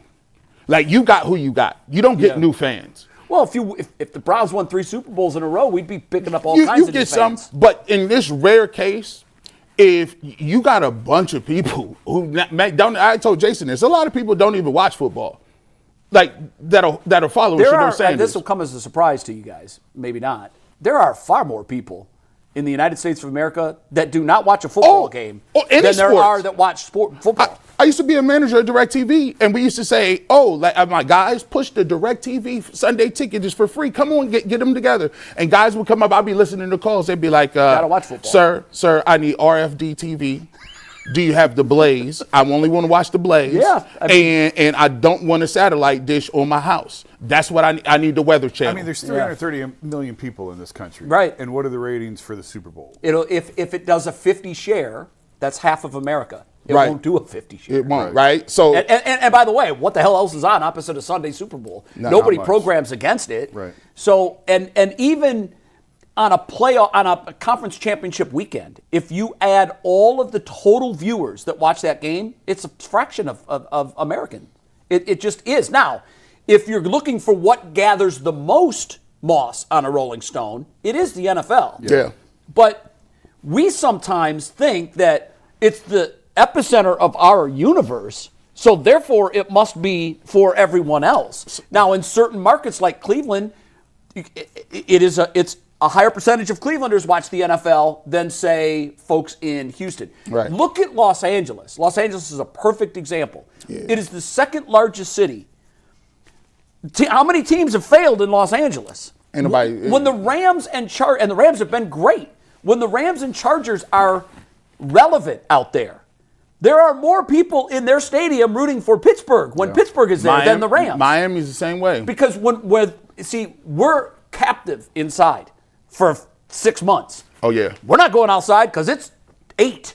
So let's turn on the Browns. In LA, you know what they're saying? I'm outside. I'm not going inside to watch the Rams. I'm in the street. I'm I'm in the club. going to the beach. Yeah. I'm Yeah. going to do whatever I do. Plus, they're transient markets where a lot of people move there. Sure. And they're not from there. Tampa is a great example. Yeah. McNuggets, how many national TV games? I think 2. I think 2 is probably the right number. I think 1.5 5's too would be high. the over-under. Yeah, I would take 2. I would take 2. Three and a possible. All right, guys, we got 2 more topics to get to. We're going to talk about Jarret Allen's historic game in a second. Before that, a reminder, the Charger back home this weekend. They're home on Friday and Saturday against the Greensboro Swarm. They have giveaways on both nights. Saturday is their Special Olympics night. We'll be playing in special polar plunge-themed jerseys. First, 1,500 fans receive a Charge blanket. On Friday, you get a Charge beanie. Tickets are on sale for both games at clevelandcharge.com. If you missed it because you were sleeping my for a hand's 9 cold. o'clock tip Yeah, against my the hand's Portland cold. Trailblazers last night, Jarret Allen did something that has happened very, very, very, very, very few times in the history of the NBA. He scored 40 points, 17 rebounds, 5 assists, 4 blocks in 29 minutes and 30 seconds of playing time. He's the first player in NBA history ever with 40, 15, and 5 in fewer than 30 minutes played. Jason Lloyd. No, Lord. Look, why you? It was an incredible gang. performance. The best of his career. Undoubtedly the best of his career last night. And it seems that he plays his best when Evan Mobley is not alongside him on the court. He plays more aggressive. He plays more assertive. He plays like he knows he has to be a bigger part of the offense. So first, what'd you make of Jarrett's game last night? And part 2, how do we get this on a more consistent basis? I thought he was terrific. He was phenomenal. Doesn't mean you're going to get that every night. And that's what I think people need to understand. It's like, where's this been? Well, where's this been? This has been buried under Donovan Mitchell and Evan Mobley and Darius when he's healthy, and this isn't his role. He's not. It's great that he can give this to you on occasion, but to expect something even remotely close, I mean, that's a Jokic game. Yeah. Jarrett's not Jokic. And that's not to discredit him. Like he's improved his game. He's a wonderful player for the role that he serves on this team. He's great defensively. He's added a couple more moves to not just having to catch rebounds and dunk putbacks and rim run and stuff like that. But to expect anything remotely close to this on every single night, I think is a little bit foolish. So just celebrate it for what it was. It was a phenomenal night. It was a career night. He abused Portland, and congratulations to him for it. But to expect that every single night, how many years has he been here? That's who he is. Not one game in Portland on a random Sunday night in February. Yeah, great game by you. Listen, this is a career. First of all, I ain't never seen you get 23 shots. Never. Like, there's whole weeks he don't get 23 I mean, shots. usually you got to shoot threes if you're going to score 40 points. Yeah, like, I mean, Yeah, To score what do you 40 have, points. 8 dunks? To score 40 points on 16 made field goals, I mean, It's hard to do. yeah. he gives you. There was a game I think he played the Washington, the Wizards. He played against the Wizards one game, and I think he had that. He gives you these games every couple months where he explodes and gives you like 25 and 20 rebounds. That's, like Jason said, that's not his game. And the problem has always been with Evan Mobley and Jarret Allen. It's all about investment. Like, the Cavs have invested in Evan Mobley being the guy, and they've invested in him expanding his offensive game. So with that expansion comes less opportunities for Jarret Allen. They don't ask him to do none of this. Like, to be truthful, you see Jalen Tyson and Donovan Mitchell running more two-man now, and those guys are having the ball more. So, you know, we talk about with Jarret Allen, and sometimes we give him a lot of grief for it, and sometimes it's rightfully so. But when you have two bigs, and those bigs are worried about spacing and figuring things out, and one of the bigs in Jarret Allen doesn't have any, he's the fourth or fifth option. Anytime he's on the floor, he's the fourth or fifth option. It don't even matter. Guys off the bench come off and get a higher degree of, you know, plays and things run for him than he does. So, you know, it's a great game, but this ain't, if you thinking that this is what it is and this is going to be how Jarret Allen is going to get down, you are sadly mistaken. This is not, that's not his game, but salute to him, 40 and 17. What I am excited about is he realized, okay, the game I played against the Suns the other day, that wasn't going to get it done. And you know, they came out, and the thing that I do like is the Cavs, they have been playing better, and they got punished against the Suns at Phoenix.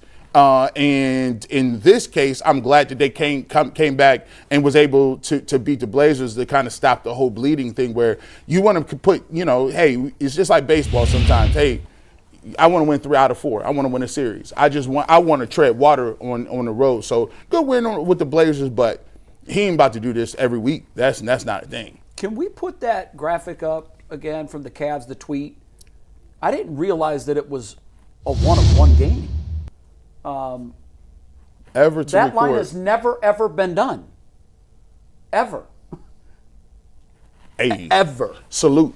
And we got some ball players. I feel like LeBron just got I feel like he has every single It's record. not just Cavs. This is ever in the NBA. So in the end, Ever. History of the league. Never this is been a done. 1-of-1 game. That line has never Ever. before been turned in by an NBA player. So that seems crazy. I did not watch the game. I watched the YouTube melt this morning, and it was even more eye-popping in that short setting because it's rapid fire. You know, they just give you the points, and I'm watching this, and I hadn't even looked to see what his line was. I just saw that the Cavs had won. Then I opened up the melt and I started watching it, and about halfway through it, I'm like, what the hell is Jarret Allen doing here? This guy, I don't know who that is. He was just taking off. Evan Mobley is out of the picture, and Jarret Allen turns into Kareem Abdul-Jabbar. I couldn't believe what I was looking at, guys. I could not believe what I was looking at. And it's one part frustrating, one part confusing, but I'm with you, Jay. Here's what I know. We've seen him play several hundred games in a Cavaliers uniform. True. We've seen this once. You've mentioned he's had big games before. But it'd be like 20 but last and 15. night was just different. 20 and 15. So what I didn't listen to the post game, so I'm wondering, did somebody ask him, what the hell did you eat for breakfast? What was said to you? Was something said to you by a loved one, a friend? He said a loved one. You know how sometimes they can tell you, He said a loved one. bro, I'm watching you and you're not looking like you. It doesn't always have to come from a teammate or a coach. Like, it could come from your mom. Your mom might be calling saying, Jay, you're looking bad. You're looking awful and you're embarrassing my name. If you're going to keep playing like that, take my last name off your jersey. Oh, that's terrible. Somebody said something. Something happened where he got struck by a Shazam bolt of lightning, and he turned into a superhero. But we cannot expect that but once a career from this guy. McNuggets. He was awesome last night. Two things. Unbelievable. Two things. No, he was awesome. You get 40 points as a non-3-point shooter by doing all the little things right. Yeah. He ran the floor. Got a couple of easy buckets Did. in transition because he busted his ass down the court. Got the ball, and the guards were looking for So him. hustle was different. He runs the court a lot, but they were. I thought his hustle last making an night was effort. different. He had 6 offensive rebounds last night. Was crashing the glass. The second most offensive rebounds he's had in any game this season. 17 total rebounds, most he's had in a game this season. 6 offensive rebounds, the second most he had. He was efficient, and he was attacking. And there was a couple plays where he caught the ball above the arc and said, And found his way to the Donovan basket. Clingan can't stop me. I'm going. Yeah. So Chris Fedor, who travels with the teams, the one Cavs beat reporter was there, wrote a whole article on this morning, and he had an incredible tidbit from that I want to tell you guys about. Oh, good. So Kenny called an ATO, called timeout when the lead got cut from 24 to 10. Yeah. Drew up a play where it was supposed to be a Jarret Allen handoff to Sam Merrill, little flip action for a Merrill 3. Tyrese Proctor was the inbounder. Now, according to Chris Fedor's article, Jarret Allen went over to Tyrese Proctor and said, when you pass it to me, I'm not passing the ball to Sam. I'm going. Donovan Mitchell was asked about it. And by the way, Turned into Michael Jordan. by the That's way, me. I he did scratched not it. give it. He did not give it to Sam Merrill. He faked the handoff, drove, got fouled, made both free throws. Donovan Mitchell was asked about it afterwards and said, it's the first time in the entirety of the time I've known Jarret Allen where he has not run a play exactly how it was asked. Kenny Atkinson even said, Jarrett's the one guy I never have to worry about blowing off an ATO. He gets one. He got it, and it worked. I don't know what got into him, but I don't saw either. this tweet that I have to reference. This is what Twitter, when Twitter is good. But Steve, you could take tagboard full here, please, and if you can mention it. But Chase tweeted Jarret Allen when the city has cat cafes, art museums that are open late, and it's Akeem Olajuwon. And I'm not sure why it's not playing right Hey, now. hey, cafes but But I just already see terrific Hakeem on the tweet. block. I already Terrific know tweet. what's coming. The dream shake. The shake is coming. I already know it. Hey, that you know what's so crazy? I'm sitting there the whole time you've been saying that. I've been thinking about the names of players that should have had that stat line, and I'm trying to go back and be like, no, you missed this guy. Like that stat line right there. unreal. It's a Jokic line, but apparently It's a Jokic Joker didn't even line. get it. It's a Giannis prime line. Yeah. How was that not a Giannis? Or how is that not a Hakeem? Well, when Wilt Chamberlain was Wilt. eating stats, how did he not do 50 this? rebounds. Kareem Abdul-Jabbar, when he was eating stats, how did he not do that? That looked like a Charles Barkley stat line. It's the blocks and the steals which makes it even Right, more that's what unique. makes it difficult. I mean, it's got to be a deep all-around game where you're just I would think Olajuwon or Giannis did it, or LeBron used to get 2 chase downs a game. You're right. I'm trying to think. There had to be maybe dudes. he wants to be traded to Portland. He likes I the don't know, man. cafes and the. It's a art great museums. and Chase is a Cleveland guy. What I don't know that's who a he crazy is, but tweet. he Yeah, no, tweets it's at the very Cavs. funny though. It's Very, very, funny very good tweet. use of Twitter. But the Jarret Allen thing, the one thing I want to mention, because it's not realistic every night. He's not a 40-point per game scorer. He's better than we get a lot of nights, and that's kind of what makes the Jarret Allen experience frustrating is he has more in him than we see on the offensive end of the court. But the one person who can change the Jarret Allen narrative is Jarret Allen. Because there is some sort of mindset he goes into with games where Evan Mobley is not playing that he knows he has to be more aggressive. And this season, he's averaging 27 minutes per game. 15 of those minutes come alongside Evan Mobley. He plays about 12 to 13 minutes and a that's night tough. where he's not playing alongside another big. But you don't see that kind of Jarret Allen in those 12, 13-minute Exactly. stretches. It's something up here. It's something up there, and the Cavs got to find a way to at least instill that mentality, even in the short stretches he's playing as the lone big on the court, where they can utilize him as more of an offensive threat because he has the ability to be more than a But can he 14-point per be game that scorer. useful with Evan on the court? That's the question. That's a spacing issue. And what I was Spacing watching, what jumped out to me as I was watching it kind of in fast forward as you're seeing all these buckets, at some point I'm like, I don't recognize this confidence. No. He was driving to the lane like he was Dr. J. Like nobody's going to stop me. For a minute there, I thought I was looking at LeBron versus the Pistons in the playoffs when he ripped off 25 straight points. Is anybody else even needed tonight? It seems like sometimes I call them double defer. Like when Evan Mobley and Jarret Allen is playing together, at all times they are deferring to 5 other people. Yeah, I tough. never ever think about it. If you see Jarret Allen and Evan Mobley, Jarret Allen is going to defer to Evan Mobley. I haven't even seen Jarret Allen play aggressively with but at the same time, even though Evan Mobley's on the floor, Evan Mobley's still diverting. So you get these spaces and gaps where it's just like, we got Evan Mobley and Jarret Allen on the floor, and neither one of them is being aggressive, especially when it comes to the second half. Right. Like they'll go whole quarters where they don't either touch the ball or they're not aggressive, and it becomes a Donovan Mitchell or Darius Garland. We don't just shoot threes, which is slightly frustrating because I don't know, maybe they should run more things from them. I get why, sometimes as a big. There's only so much oxygen in the room. Right. If this team is. There's one basketball. As they're, and again, I mean, we got a few days left. A lot of this could change, but as they're presently constructed, he's fourth on the food chain, and I don't see that. It's not going to change ever. Especially when you don't play with the ball in your hands. And He you does, rely for the on, moment, become slightly more attractive on the trade market. Oh, for sure. Yeah. Like this. Hey, there's teams watching that last night going, well, we don't have two dominant ball. Yeah, dominant he can guys. do that in our offense every night. Like that was a good time for that game. There's no question about that. So and again, look who he was starting with last night. Who was in the lineup? It was Merrill, Jalen Tyson. Who else? Who started last night? It was Wade and Mitchell. Wade. Oh yeah, listen. And with that lineup, So you've got opportunities. It's like three for, guys on the floor. I'm pulling. Yeah. He's like, He picked the spot. He picked it correctly. Yeah. Two last things real Against quick, then a we bad got to move team. on. Yeah. Right. The Cavs, that tweet we showed you, they just erased it. So it's had to have been done before. It has. Right?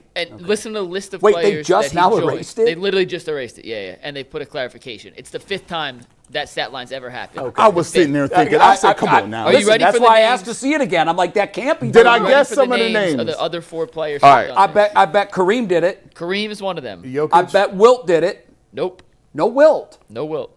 LeBron, and Hakeem. Nope. No Keem. No LeBron. It's Yep. all centers. Jokic. Nope. It's 40 points, 17 boards, 5 assists, 4 blocks, and 2 steals. David Robinson. It is Kareem, Embiid? Shaq, Embiid, Jack. a guy I've never heard of, Joe Baby Carroll, Not, Oh, he way back. Yeah, I think the New Jersey Nets. and Jarret Allen. That is the 5 That's still, guys man. that have ever done that. That's Still crazy. an incredible list. And the other thing, Shaq. Ooh. I want to read Joe Barry Carroll just said, "Hold my beer." Hold my I beer. want- Now wanna he's got read- company in that. to put a punctuation mark on this topic. I want to read you one paragraph and one quote from Chris Fedor's article. Okay. Cleveland.com. The Allen-centric celebration continued after the final buzzer with 3 water dumpings, 2 on the court during his post-game walk-off, and then again in the locker room, as a member of the video staff quickly transposed Allen's smiling face on the famous Wilt Chamberlain photo of him holding up the 100-point paper. That's funny. Allen said, and I quote, "Appreciate y'all fellas. I don't score for myself, but tonight, it was my effing night." From Jarret Allen, the man who never says anything controversial whatsoever, who's Yeah. the most humble guy. We'll go for Put a self. stamp on it with "It's a my bleeping night." All right, guys. Yeah, man. Good for him. Shout Good out for to you, Jarret man. Allen. Good for Jarret Allen. One last topic we got to get to. Hit the like button, hit the subscribe button. Make sure you follow us on social media for all your extra UCSS content. Twitter, TikTok, Instagram. Hit the like button, hit the subscribe button. We appreciate you guys all. All right, last thing we got to get to. Jay, I know you weren't here when we kind of touched on this the last time we touched on this, but Kevin Stefanski is literally reassembling his Cleveland Browns staff in Atlanta. He has now hired Alex Van Pelt as his quarterback coach. AVP joins Bill Callahan as the offensive line coach. Tommy Reese is the offensive coordinator. And obviously Kevin Stefanski is the head coach in Atlanta. And by the way, Atlanta and Cleveland play each other this year in Cleveland. Can't wait. It's coming. That matchup is coming. But when you see Kevin Stefanski reassembling his guys down with the Falcons, Got Jay, the old band back together. The is entire band. this Stefanski and his guys versus the Browns now? And are we going to get basically in 2026, not 2026, in just 2026, are we going to get as quick an answer of one side was right and one side is wrong as you could remember in a sports split down the line decision? No, I'm going to channel my inner bull. That's a stupid question. Why is it stupid? Even though I liked it. I just wanted to say that because I wanted to channel my inner bull. Where's Bull, by the way? Well, we're down to just 3. So Oh, that's right. Yeah. Did we forget the Rams-Lions trade? Where they switched quarterbacks, and immediately the quarterback who couldn't get over the hump with the Lions goes to the Rams and wins the Super Bowl, Yeah. while the former Rams quarterback goes to the Lions, and even though he made them relevant, he's proven to us that the Rams were right, and he can't get over that hump. So I think that might be, and I don't want to say history. History's a long time, young whippersnapper. But this is an example that I can point to in the last 5 or 6 years, whatever year that was, where we really said, okay, and I love these experiments. I always like it when you just say, pluck, boom, boom, switch. Okay, what do you got? We talk about all the time. How many games would the Browns win if Josh Allen was the quarterback? Yeah. Well, unfortunately, we'll never find that out. But we did find out that when you take just the quarterbacks from one team that was awful and another team that was pretty good, made it to a Super Bowl but couldn't get over the hump, you just took the quarterbacks, changed them, and the one quarterback led that same team to a Super Bowl title, and while the other one Goff led Detroit to being relevant, he couldn't get them over the hump. I like the question. I don't know. I don't know in terms of the answer, but I will say this. This is a game where everybody involved, I don't care what you say, behind closed doors, everybody want to win that game. Oh, that's like a mini Super Bowl for these teams. Did you see Jimmy on the sideline in Carolina when they played Baker? Oh, yeah. Sweat pouring from his body. Y'all celebrating on the sideline like they just won the Super Bowl. Well, remember in that game, for a minute, it looked like Baker had just he drove down the field late and they kicked the field goal. Anyone who needs a reminder, just Google. Yeah. Watch Jimmy's reaction. Watch the on fourth the quarter. Watch the last 4 minutes of that game. Reputations were on the line. Arthur Blank going to be sitting there talking to Jimmy. They're going to be talking about who got the biggest bag of money in the bank. She's like, yeah, I know you got your stadium. AVP is back. Bill Callahan is back. Alex Van Pelt play quarterback for the Falcons? This is crazy. Mike, can you look that up? He did for the Bills. I don't remember. I felt like Arthur Blank. No, Alex Van Pelt. I was like, Arthur Blank wore a leather helmet. Blue 15.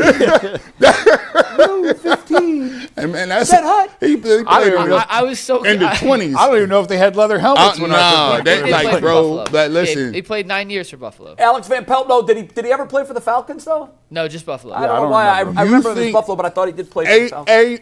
AB is going to be laying his clothes out like it's the day before the first day of school. Picking the outfit right now. He got the outfit ready to go. Like draft day. Kevin Stefanski ain't going to say a word that week. Kevin Stefanski going to go extra. He's going to take the fine and not do any media. No media. Like this crazy. Taking the hit. Can you imagine? Listen. We watching to see if Shedeur Sanders is going up to him to shake his hand. Remember, when Baker left, we wanted to see. Listen, right now, the Atlanta Falcons, I don't know how this became true, but the Atlanta Falcons got 2 or 3 primetime. He got the Baker watch. Good, I'm going to play you twice a year. We never got your comments on that. Well, that might be a primetime window game. That right Atlanta there? and Cleveland. That's the whole. Myles Garrett, you know he going to say something spicy. You know it's going to happen. This is a must-watch game. And by the way, listen, there isn't very often that I say, hey, dog, we got to have this game. Hey, Browns, if there's one game you got to have, you cannot have. Is that going to be a road game? No, it's at home. Here. Oh, good. Not that means anything. There is no way. Let me just tell you right now, I don't care if you get – I do care if you get blown out the rest of the year. Kevin Stefanski cannot come back here and run it up on you. Under no circumstances. Put this in the books right now, McNuggets. It's a must-win. When we ask in our 6-pack of McNuggets questions, and they talking about during the season, who got the best 5 players on each team, I'm telling you right now, I'm picking the Browns, and the Browns. They cannot afford to lose to Kevin Stefanski at the crib. It's nasty work. We got to have it. This is now a rivalry game. I've now elevated it. They play once every 5 years. But this year it will be. It is fascinating. This year it will have all the trappings of a rivalry game. 2 NFC South teams, the Browns and Baker split. Boom, game 1, Browns against Baker. Now Kevin and the Browns split. Boom. Here we go, Browns against Kevin. Bro, it's kind of wild. You think that they wouldn't open the season with that, would they? Why not? Why not? Because typically they've been going with division rivals to start the season. Boy. Why not? Now, the Carolina game, that game was set before the trade. Right. So, so that game was just set happenstance. And then the trade. Yeah. This would be intentional. It would be great. It would be really, really fun to watch that. By the way, I really like the staff that he's put together down there. He got everybody he back. never wanted to fire Alex Van Pelt in the first place. Now he's back as the quarterback coach. He must have really hit it off with Reese because they had 1 year together, right? Or 2 years together. The one thing about it, and I do agree, I should have wrote it at the time, and I got Bill talked out of it. Callahan. But I don't think he ever wanted to move on from AVP. I think that I was don't forced. think he did either. But You said it on the show many times. You said that. But I also do think that he trusts Tommy more than he trusted Alex because he turned over play calling to Tommy quickly. Yep. And that's something that he never gave to AVP. And I mean, he gave Tommy the OC job. And Tommy and Kevin, they think alike, they talk alike, they are very similar. Yeah. And how they go about And things. you already know, all of them is in the room. Can you imagine what they saying? They listen. I don't. He gotta want that game. Of Jason. course they do. They Yes. gotta want that Yes. one. Because all of them were basically.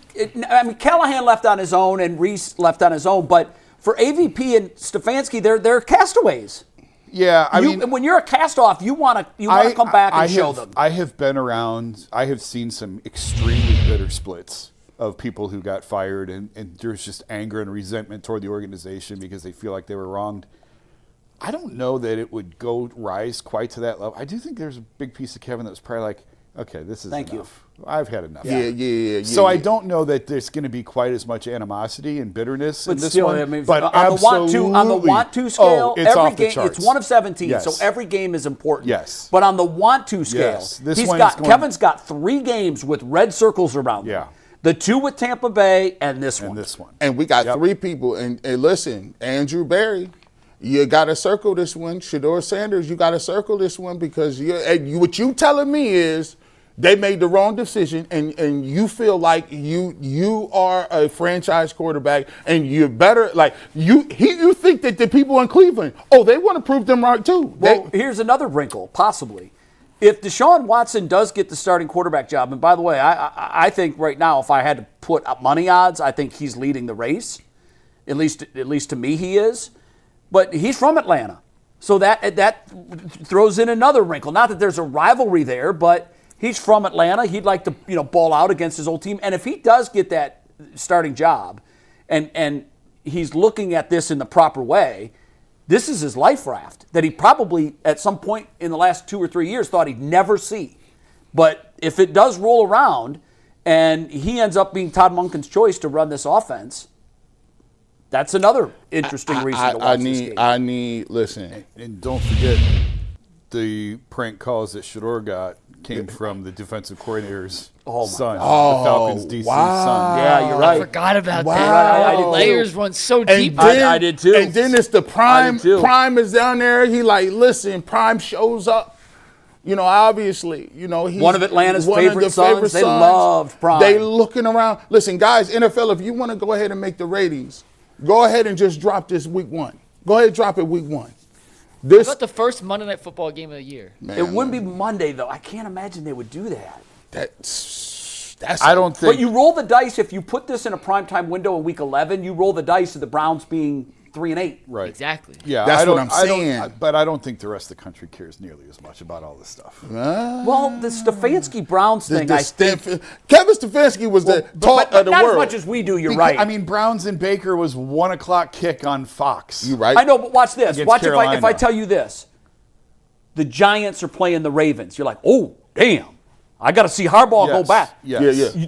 Stefanski won 2 Coach of the Years here. Yeah, but it's, I do think there's some national appeal to that game. And I now- don't think it's as much as we think. But I do because you know why I think? Because I remember people was hot.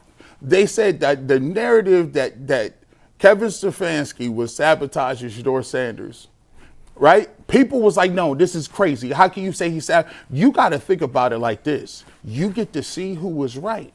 Right now, is Kevin Stefanski right for being fired? Did they do him wrong? Or was Shedeur Sanders and Andrew Barry correct in saying that, hey, listen, we feel like Shedeur Sanders should be a franchise quarterback, and we're going to show you he should have been playing earlier? Yeah, the nightmare scenario for Stefanski is he plays against Shedeur Sanders, who balls out and beats the Falcons. That's his nightmare. The nightmare for Andrew Berry and the Browns is Schöder starts, throws 4 picks, they get boat raced, and Kevin comes back into Cleveland and it beats them like a drum in their stadium. And you seeing Kevin Stefanski drop, explicit after Michael Penix is throwing touchdown passes to Drake London. Nah, this is it. I'm watching this. By the way, it's the only game of the year where I go in being like, oh no, we better do whatever we can to win this football game. You better be all kinds of trick plays. And I'm telling you right now, no, I'm not. I cannot do no watch party for that. I'm not. You got to be alone. I'm too emotional. I will say something crazy. Don't put me on. It's over. They have to win that game, Jason. They cannot come out here playing. Listen, that's the nightmare scenario. Nightmare. Put it on TV, NFL. But it could end up. But like if Schöder balls out and the Browns beat the Falcons, you know what you see after that game is Andrew Berry, Jimmy Haslam, and Schöder Sanders walking off the field together looking for Kevin so they can go shake his hand. And then if that happens, I'm willing to do 2 hours of overtime. Live television with 3 watches on. You got to face the music, though, right? man. I got one way or another. One way or another. I don't like that. Like this is, it's too much animosity. It's too. I'm uncomfortable right now. But that's how you know it's a good game. That's the storyline. That's it, Jay. I could just hear Kevin Stefanski's news conference before the game now. No, we really don't look at this as a lot of respect for them. Had a lot of good time there. And a lot of good years. And then the press conference, he comes out. How's about them Falcons? Now, what would be funny is if before the game, whoever their third string quarterback is, Stefanski gives like 30% of the reps to the yeah. Listen. He's going to trade for Dylan Gabriel, and Gabriel's going to get all those reps. Wouldn't that be funny? What if Dylan Gabriel comes? Never. Wait, that is the nightmare fuel. Yeah, no, that really is. If they trade a 7th for Dylan Gabriel, Gabriel comes into Cleveland, throws for 4 touchdowns and 360 yards. That ain't happening. And beats the Browns. Penix would have to have a broken neck. Hey, well, Penix is still hurt, so early in the season. Well, what's his timeline for his return? It would be right around the start of the. They said, yeah, right. But that's if everything goes according. Yeah, I mean, heck, if they play in Week 10, none of this matters. He'll be ready. Hey, I'm letting you know I'm taking PCO immediately. I'm already sick. I'm letting you know that right now. Don't ask me. Like somebody in the family got sick too. Like I'm sick and the family member. And sick. It might be like a 4 or 5 day sickness. It's like I got the intestinal thing. But if they win, he's coming on sick. Yeah, I come on sick from the house. That was like the infamous Panthers game when we started the show. Where Bull texted me in the morning. I'm puking everywhere. I can't come in. And then he goes, I can't let Jay dance on Baker's grave without me being there. I can't let that I got to happen. get there and threw up on air. I've never seen that. Will probably go down as my all-time favorite 24-hour span with the show. Watching him watch the end of the game, man, when he said, "Oh my God, the kick is good." Oh my God, and he looked like somebody just told him, all of your loved ones have been vaporized. All things disappeared. Mom, brothers, anybody that you love and care for, they just got vaporized. And then all of a sudden, he's looking over, he's watching the game, and he's talking like. And then when it came on and the Browns had the rookie kicker, kick like a 60-yarder. Yep. Katie Orr. His first words were, "Baker, you suck!"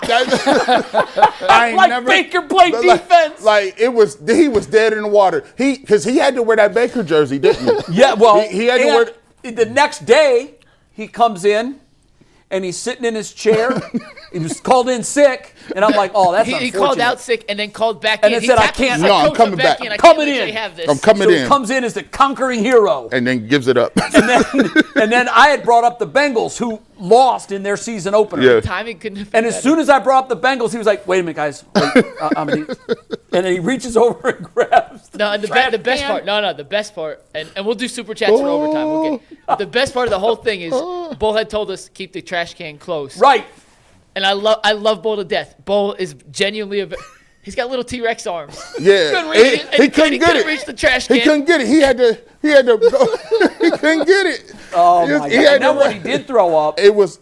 I thought he was faking it because you didn't know I had mentioned the Bengals, and I thought, oh, now he's gonna. Now I just made him sick. I brought up the Bengals. No, I knew he wouldn't. It was. Then you could hear the liquid hit the bag. No, it was clumps. And we have. Hold on. Sorry. Oh my God. Our mics are good. They're not the world's greatest mics. They're not.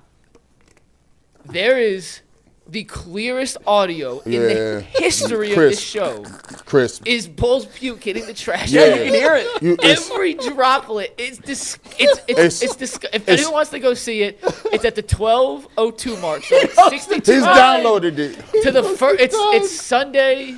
It's Monday. No, it's Monday. Monday after the The game. day after Day season after, opener yeah. in 20. Why do you have the timestamp memorized? Because I had Wow. to cut it for every best Every of. time we've done a best found of this show, 100 he's times. pulled it. Yeah. It's I love that you know It's the so time good. stamp. It's, man. if you're new to the show, it's from the Carolina Panthers, Browns, Monday Man. after. You can Yeah. go find the date. It's the very first Monday reaction show we ever Yo. did. What would on that be? UCSS. 2023? 2022. It was Oh, 22. 2022. 22. Okay, so September whatever, 2022, and it was- 12:02 I think it into was the show. September 12th. I believe the first game we ever covered was on September 11th. So I believe it's September Yeah, you're 12th, right. Okay. and it's at the 12:02 mark of the show. That's, And it was. Trust me. It was. It's disgusting. It I was- don't know that will ever be topped as the all-time You great can't. moment from Ultimate Cleveland I Sports. don't- It's what I get asked about the most in the streets still, to this day. Yeah. There has never been another show where somebody gives it up like that. No. And they just kept it rolling. Well, I was worried about his health when he was watching the game. I'm like, he's gonna stroke out because his ebbs and flows. When Baker drove the team down the field, It was and tough. they made the field goal. I thought, oh my God, this man, What wasn't his he life just ended. Weren't we on the live version? Yeah, you were We did doing the the live live. post- We was Yeah, the post yeah. game, and he was like, it was crazy. And that's when the field goal went in. His first words Okay, were, you're Baker, saying, you suck. Baker, you suck. Bro, his eyes were small. It was dilated pupils. It was wild work. And was crazy. I think that's why he was sick. I mean, that his- stress, his that ebb and stress, flow of that emotion, stress level was crazy at the time. Oh, because man.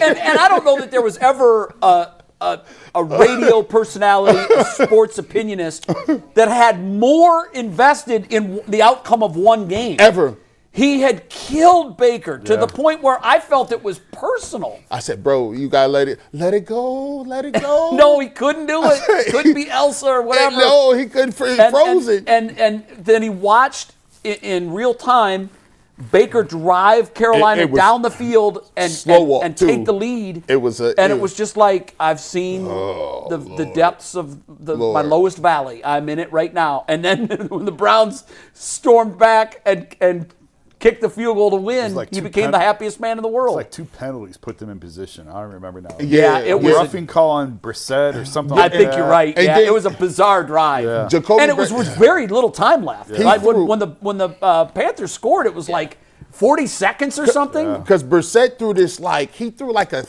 29-yard deep end to Amari Cooper, and I'm like, they low key all they need is another one of these, and they're They're in in field goal range. range. Yeah. And Kate York, I was like, yeah, he. Well, anytime I automatically believe that once you kick in and I see the midfield logo, there's no way if you're a Browns kicker you're making that. No, and it was his and first game in the NFL. Yeah, I was like, and then when he kicked it, you saw Bull's vitals go all the way up. His blood pressure was good. He was not You know the lightheaded video nowhere. games If where we you had a power heart rate level. monitor, You know, like, you're playing Fortnite, and you're like, oh man, I'm about to die. I got nothing left. His meter was at 0.1. And So as we were saying earlier, everything you saw, Bull's reaction, multiply that by 1,000, and that was Jimmy on the sideline. Oh my God, yeah. Like, he lost looked like his he was mind. watching in a sauna. Yeah. well, you know, It was hot come that the day, too. Falcons game, it's going to be the repeat of that for him. Oh. But we got some super chats, so we're just going to read some super chats. will. It will. That'll be our this overtime business. today. This is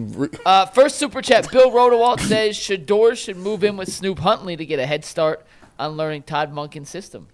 I mean, you grown I'm not man. opposed to that. Yeah, hey, listen, man. Matter of fact, he's supposed to be with Todd. He with Todd. Todd Haley or Todd Monken right now. Yeah, he's supposed to be texting immediately. Sir Charles T sent us 2. He says, I believe the Popeyes meme that Miles sent was meant for Schwartz, not the Browns. We all have that crash out friend that makes you want to say, come on. He also says, Jimmy will look out for Cleveland by trading Giannis to the Cavs, and Dan, get Haslam's a ring. That would be so That is ironic. That is crazy. I don't see it happening. Do they have a good? What is their relationship? Do you know? I don't. Next super chat. I would, let me throw a Was guess that a out there. setup game? I would imagine it's not great. That's a setup. I'm going to save Jason from saying anything he's not supposed to say. They, So Neil here's, Gray. here's what I'll say. They have there have been issues that come up with funding in the city that they have not seen eye to eye on. Okay. Neil Gray says trade everybody except Donovan to get Giannis. Neil also says, I'm concerned with what's best for the Browns' future. I'm not concerned with Jim Schwartz's feelings. It's a business and also a game. It's not one about personal feelings. Let's go Browns. Yeah, I would agree with that. Like, you're a grown man, go do the job that you're paid to do. You sign a contract to be the defensive coordinator. That's my approach too. However, to act like these people are robots and they don't let emotion creep in. And that's why I said last week, and Jimmy very well may have said something to make him believe that he was going to get the job. Or if they led him on to feel as if he was the guy, and we'll never know. Yeah. We'll never truly know. But if they made him feel that way and then they did this, I understand why he's upset. If he was making assumptions, then that's on him. And I don't know that we'll ever get to the bottom. I don't know. I mean, if he's Mike Pettin, he might come on the show in 5 years and he might tell us. See, that was crazy work. That was wild. I'm trying to get Mike back on. Hey, Mike. Look, I wasn't on that day, but I watched it. He was incredible. Because I had so many people saying, wow, Mike Pettin's unreal. And so I looked up the date and later that day, and I watched his segment, and I was like, first of all, I was a little disappointed. I was begging somebody to follow up that question. When he dropped the nugget that he hated Brian Flores, he didn't say that. I don't think he was going to go any farther. Maybe not, but I'm going to go down trying. Hey, bro, you would too. Yeah. I'm like, follow. I thought, listen, I was like, oh no, you ain't going. Hey, listen, that's up to y'all too. I'm gonna say right over here. Yeah, well, I'll poke the bear. I mean, it was clear he wanted to say something, or he wouldn't have said anything. If someone takes the high road though, and then you try to, because that's not. It's not that you're pulling him. He took us there. I say, yo. He took us there. And I do disagree with the reporter that is asking the same question 3 times and getting different versions of no. We never got a version of no, because he basically said, well, I'm going to take the high road, but there were differences. At that point, he opened that can. So you're saying someone should ask what differences? Yes. In an interview technique is you're looking for off-ramps. You're looking for, and when he gave that answer, which shocked everybody, I was literally like, oh my God.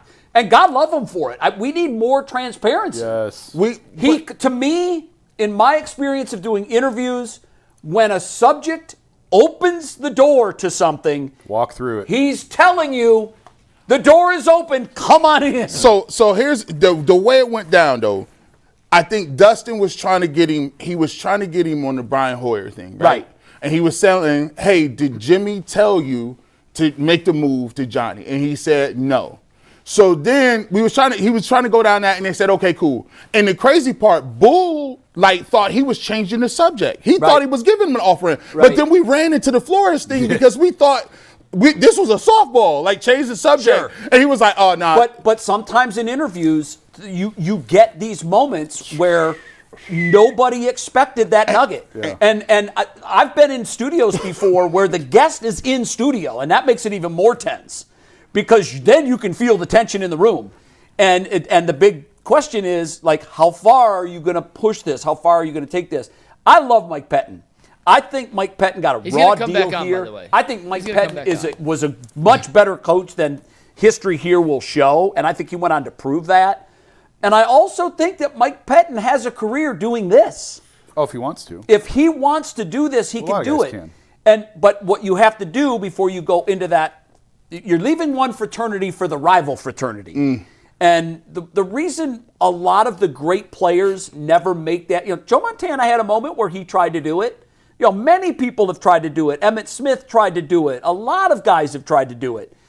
What they tell you on your first day of class is you're no longer in that fraternity. In fact, the fraternity you're joining is kind of at odds with this fraternity. You have to be honest. So if you're not ready, and some guys aren't, and I worked with a lot of guys that just were not ready. Yeah. If you're not ready to leave that fraternity for this one and keep no strings tied, you should probably stay retired. Well, I put it on our group chat last night when Lakers were in town last week, and we're walking through one of the back halls, and it's Joe Varden and I who covered Richard Jefferson, obviously, on that 2016 team. And RJ's back occasionally. I've run into him. But for Joe and I to be together and then RJ walking this way. Oh, that's funny. And RJ basically said, I can't believe my life has got to the point where I'm now doing what you schmucks do. But why is he good at it? Well, he's entertaining, he's hilarious, and he'll tell the truth. Tell the truth. Yeah. And if That's you what you need. if you want to be in the media, hey, come on over to UCSS. You might get this work. you might come over here and be talking about stuff that you didn't think you was going to talk about. But this is a great proving ground because really there is no crazy, like, we talk about a bunch of stuff. We go everywhere. Well, Everywhere. Pettin lives. He told us he lives. Is he in the upper Midwest? No. Or by Sandusky, by Cedar He- Point. he- So right we're where you at? gonna get Coach Pettin down That's in my studio crib. for a day. Steve Becker, I know you're my still crib watching. over there. The whole We got to city. get I Coach need, Pettin yeah. down. That's the whole- I need to find out exactly where he lives, man. Yeah. See if I can knock on the door. It's- Say, Mike, I just think he'd be really good at this, but I believe that him saying what he said, he was almost begging us to follow. And then it doesn't look like he's volunteering stuff. Because the one thing that you don't want to do is be the voluntary snitch. Yeah. If you're being interrogated and you're giving honest answers, then people just have to understand you were asked the question and you rolled truthfully with the response. Well, he went viral. He did, but I think there's a whole lot more that he had to say. Well, Jay, when he comes back on, we'll make sure. Please do. Either if you're not on that day, Please we'll do. bring you We in. talk Sandtown. We talk about favorite haunts in Sandusky. Yeah. And then boom, I'm gonna hit him with There you go. hit him with the forest. Next question. super chats. Kizzo Man over says, here. "I got to get those tickets for Paris. We're going worst to first in 2026. Paris Bookmark tickets. it. Serbia shout out." You had down as a topic that we didn't get to because we were long-winded elsewhere. Shocking. What would be your most desirable international Yeah, city? real quick, yeah, what's and the yours? least? For me, Barcelona would be it's one of my favorite cities. But also, I think a South African. They haven't really gone into the South African market. I know it's huge soccer rugby country, but Johannesburg is an incredible city. Cape Town is my favorite city in the world. Cape Town would. It's beautiful. It's where the Indian Ocean and Pacific Ocean come together. It reminds me of San Francisco. On my bucket list. I would go to Cape Town in a minute, but Paris would be way down my list of cities I would like to go to watch an NFL game. Yeah. Don't love Is Paris. it cramped a little bit? It's not cramped. They're rude, bro. We went there last spring. It was fine. We had a good time. It was enjoyable. Did you? Yeah. Yeah, we You're had a the good time. minority. We saw Shibuzi. It was good. Okay. But if it was with no Shibuzi, it's probably not as good. And Shibuzi's from? AJ loves Shibuzi. No, Shibuzi's got some So- fun songs. I would say this. I would just say that most people that go to Paris for the first time, and they've been to other European cities, there is a distinct difference in the way Parisians treat Americans than, say, any city in Italy. It wasn't quite. I was expecting that. It And wasn't. so It didn't- wasn't as bad as I that was did not. expecting. Okay. Yeah, So no. I want the 4 European. I want Berlin, Paris, London, and Barcelona. Yeah, Barcelona would be. I would like the Greek islands. Is there a stadium over there? I don't know. Well, Or probably the an Amalfi old Coast? Olympic stadium Yeah, that's right. in ruins. The Amalfi Coast in Italy. Oh, Amalfi Coast is is there gorgeous. any chance to any I stadium? could spend the rest of my life on the Amalfi Coast. I mean, it's It is absolutely the most All awe-inspiring right, next place on the one. planet. Casper says the reason Jacksonville is always playing overseas is because the owner owns a soccer team in London. The league is trying to establish a division in Europe. Jay Earl says, what do you guys think about Mac Jones as a possible quarterback for the Browns? He would be Pass. on my list of hopefuls. think I he know he sort of rejuvenated his career, but he did so under a coach that has a track record of doing that. They will explore all options. Three You more. know, the guy that I like is the guy I texted you guys about during the college football playoffs, and that's the kid from Ole Miss. Chambliss. I love He's still Chambliss. he's still suing the I know he is. NCAA. We'll I know find out he what is. his Yeah, he's going to lose that availability is. suit. Come He'll on, be available NCAA. in What's the wrong NFL with them? draft. But he is a mobile quarterback with a great arm. I knew very little about him until the playoffs rolled around, and I watched that kid make one play in a big spot after tiny. another. He's about 5. He is tiny. Five. He is, no, he's 5'10", I think, 5'11". That's tiny. Yeah, no, it is. It's small. I mean, for NFL. But you love quarterback you some standards, Bryce yeah. Young. I do like Yeah. Bryce Young. Bryce is I do. 5'10". Yeah. Every once in a while, a guy will come along and defy that odd. And I watched him play against giants in the college football world, and he slayed them. And He's electric. There's he no was doubt about fun to watch. And if Monken wants this, you know, it would be a flyer. You're not going to take him in the first 2 rounds. No. But he was a rounds 5, 6, 7 guy. Now I'm seeing him as a rounds 2, 3, 4 guy. He's quarterback 2 potentially, according to some. well, then his rise is even more meteoric. him and Ty Simpson are quarterback 2 and 3. Well, in one of the worst quarterback drafts that Yeah. I can remember. It right, we looks got 2 terrible on more. paper. Team Helmetful says, best show in a long time, guys. Keep talking about the Cavs and not a 12-string quarterback who has no business in the NFL. Friendly reminder, not all of your fans are Browns fans. It's true. And Jeffrey Anderson, last one, says, Jason, if Schöder doesn't show improvements, do you think Coach Monkins will be allowed to not play him? Yeah.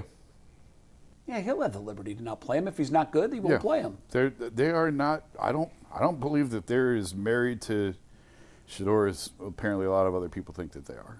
I say, listen, I believe Shedeur Sanders can be a franchise quarterback, but he got to come out and do it though. Like he got to play well. Like it ain't like you know what I'm saying. Like he can come out here and not play well. Like he's gonna have to go through the off season and play. Of course, Todd Monken is in the business, and guess what I like about Todd Monken? He's gonna coach you hard. He's gonna coach you to a point, and he's gonna tell you how he feels about it. And I think that's good for not only Shedeur Sanders. I think that's good for the entire quarterback room in the offense. I think that's good for any player in the NFL. If just on my own athletic experiences, I was my best when I was coached the hardest, and it's easy to become complacent when you're not coached hard. And I would be, and I do think you're right. I think Monken's his reception is, his reputation is he's tough, and I think we need a tough guy. Look, Kevin might work in some situations, but to me, Kevin is in the Tony Dungy category. Everybody likes him. He's a nice guy. Everybody says wonderful, glowing things about him. But is he able to lead Gladiators to the trophy? And I just think that it's a hard game played by tough men with unfortunate circumstances all around. And I think you need a real tough ball busting head coach that just whips the team into shape and sets a culture. And that's why I don't have a problem. If Todd Monken decides Jim Schwartz is not going to be on the squad, and I shout out to Jim. I love what he done. He's a tremendous coach, and he did a good job here. But at the end of the day, those players on the defense going to have to get in line too. Right. Hey, bro, everybody start over. When there's a new sheriff in town, I need y'all to refocus, get back on the train, and let's get it going. Change is part of the NFL. It's part of life. And it is part of life. And the NFL is a microcosm of life. Nothing is permanent. No. I always laugh when they say, they say, hired so-and-so as an interim head coach. They're all interim. It's just a matter of what the term is. How temporary are you? Hey, guys. Rent, don't buy. Hey, listen, I told my brother was like, I want a house like you. I said, man, you know what, Bryce, let me just tell you something. I know y'all saving, but if I don't pay my mortgage, they come and take it. If you don't pay your rent, they put your stuff on the street. It's all the same. Yeah, that's exactly right. That's going to wrap it up for this edition of UCSS. We'll see you tomorrow. There's levels to it, right? Peace.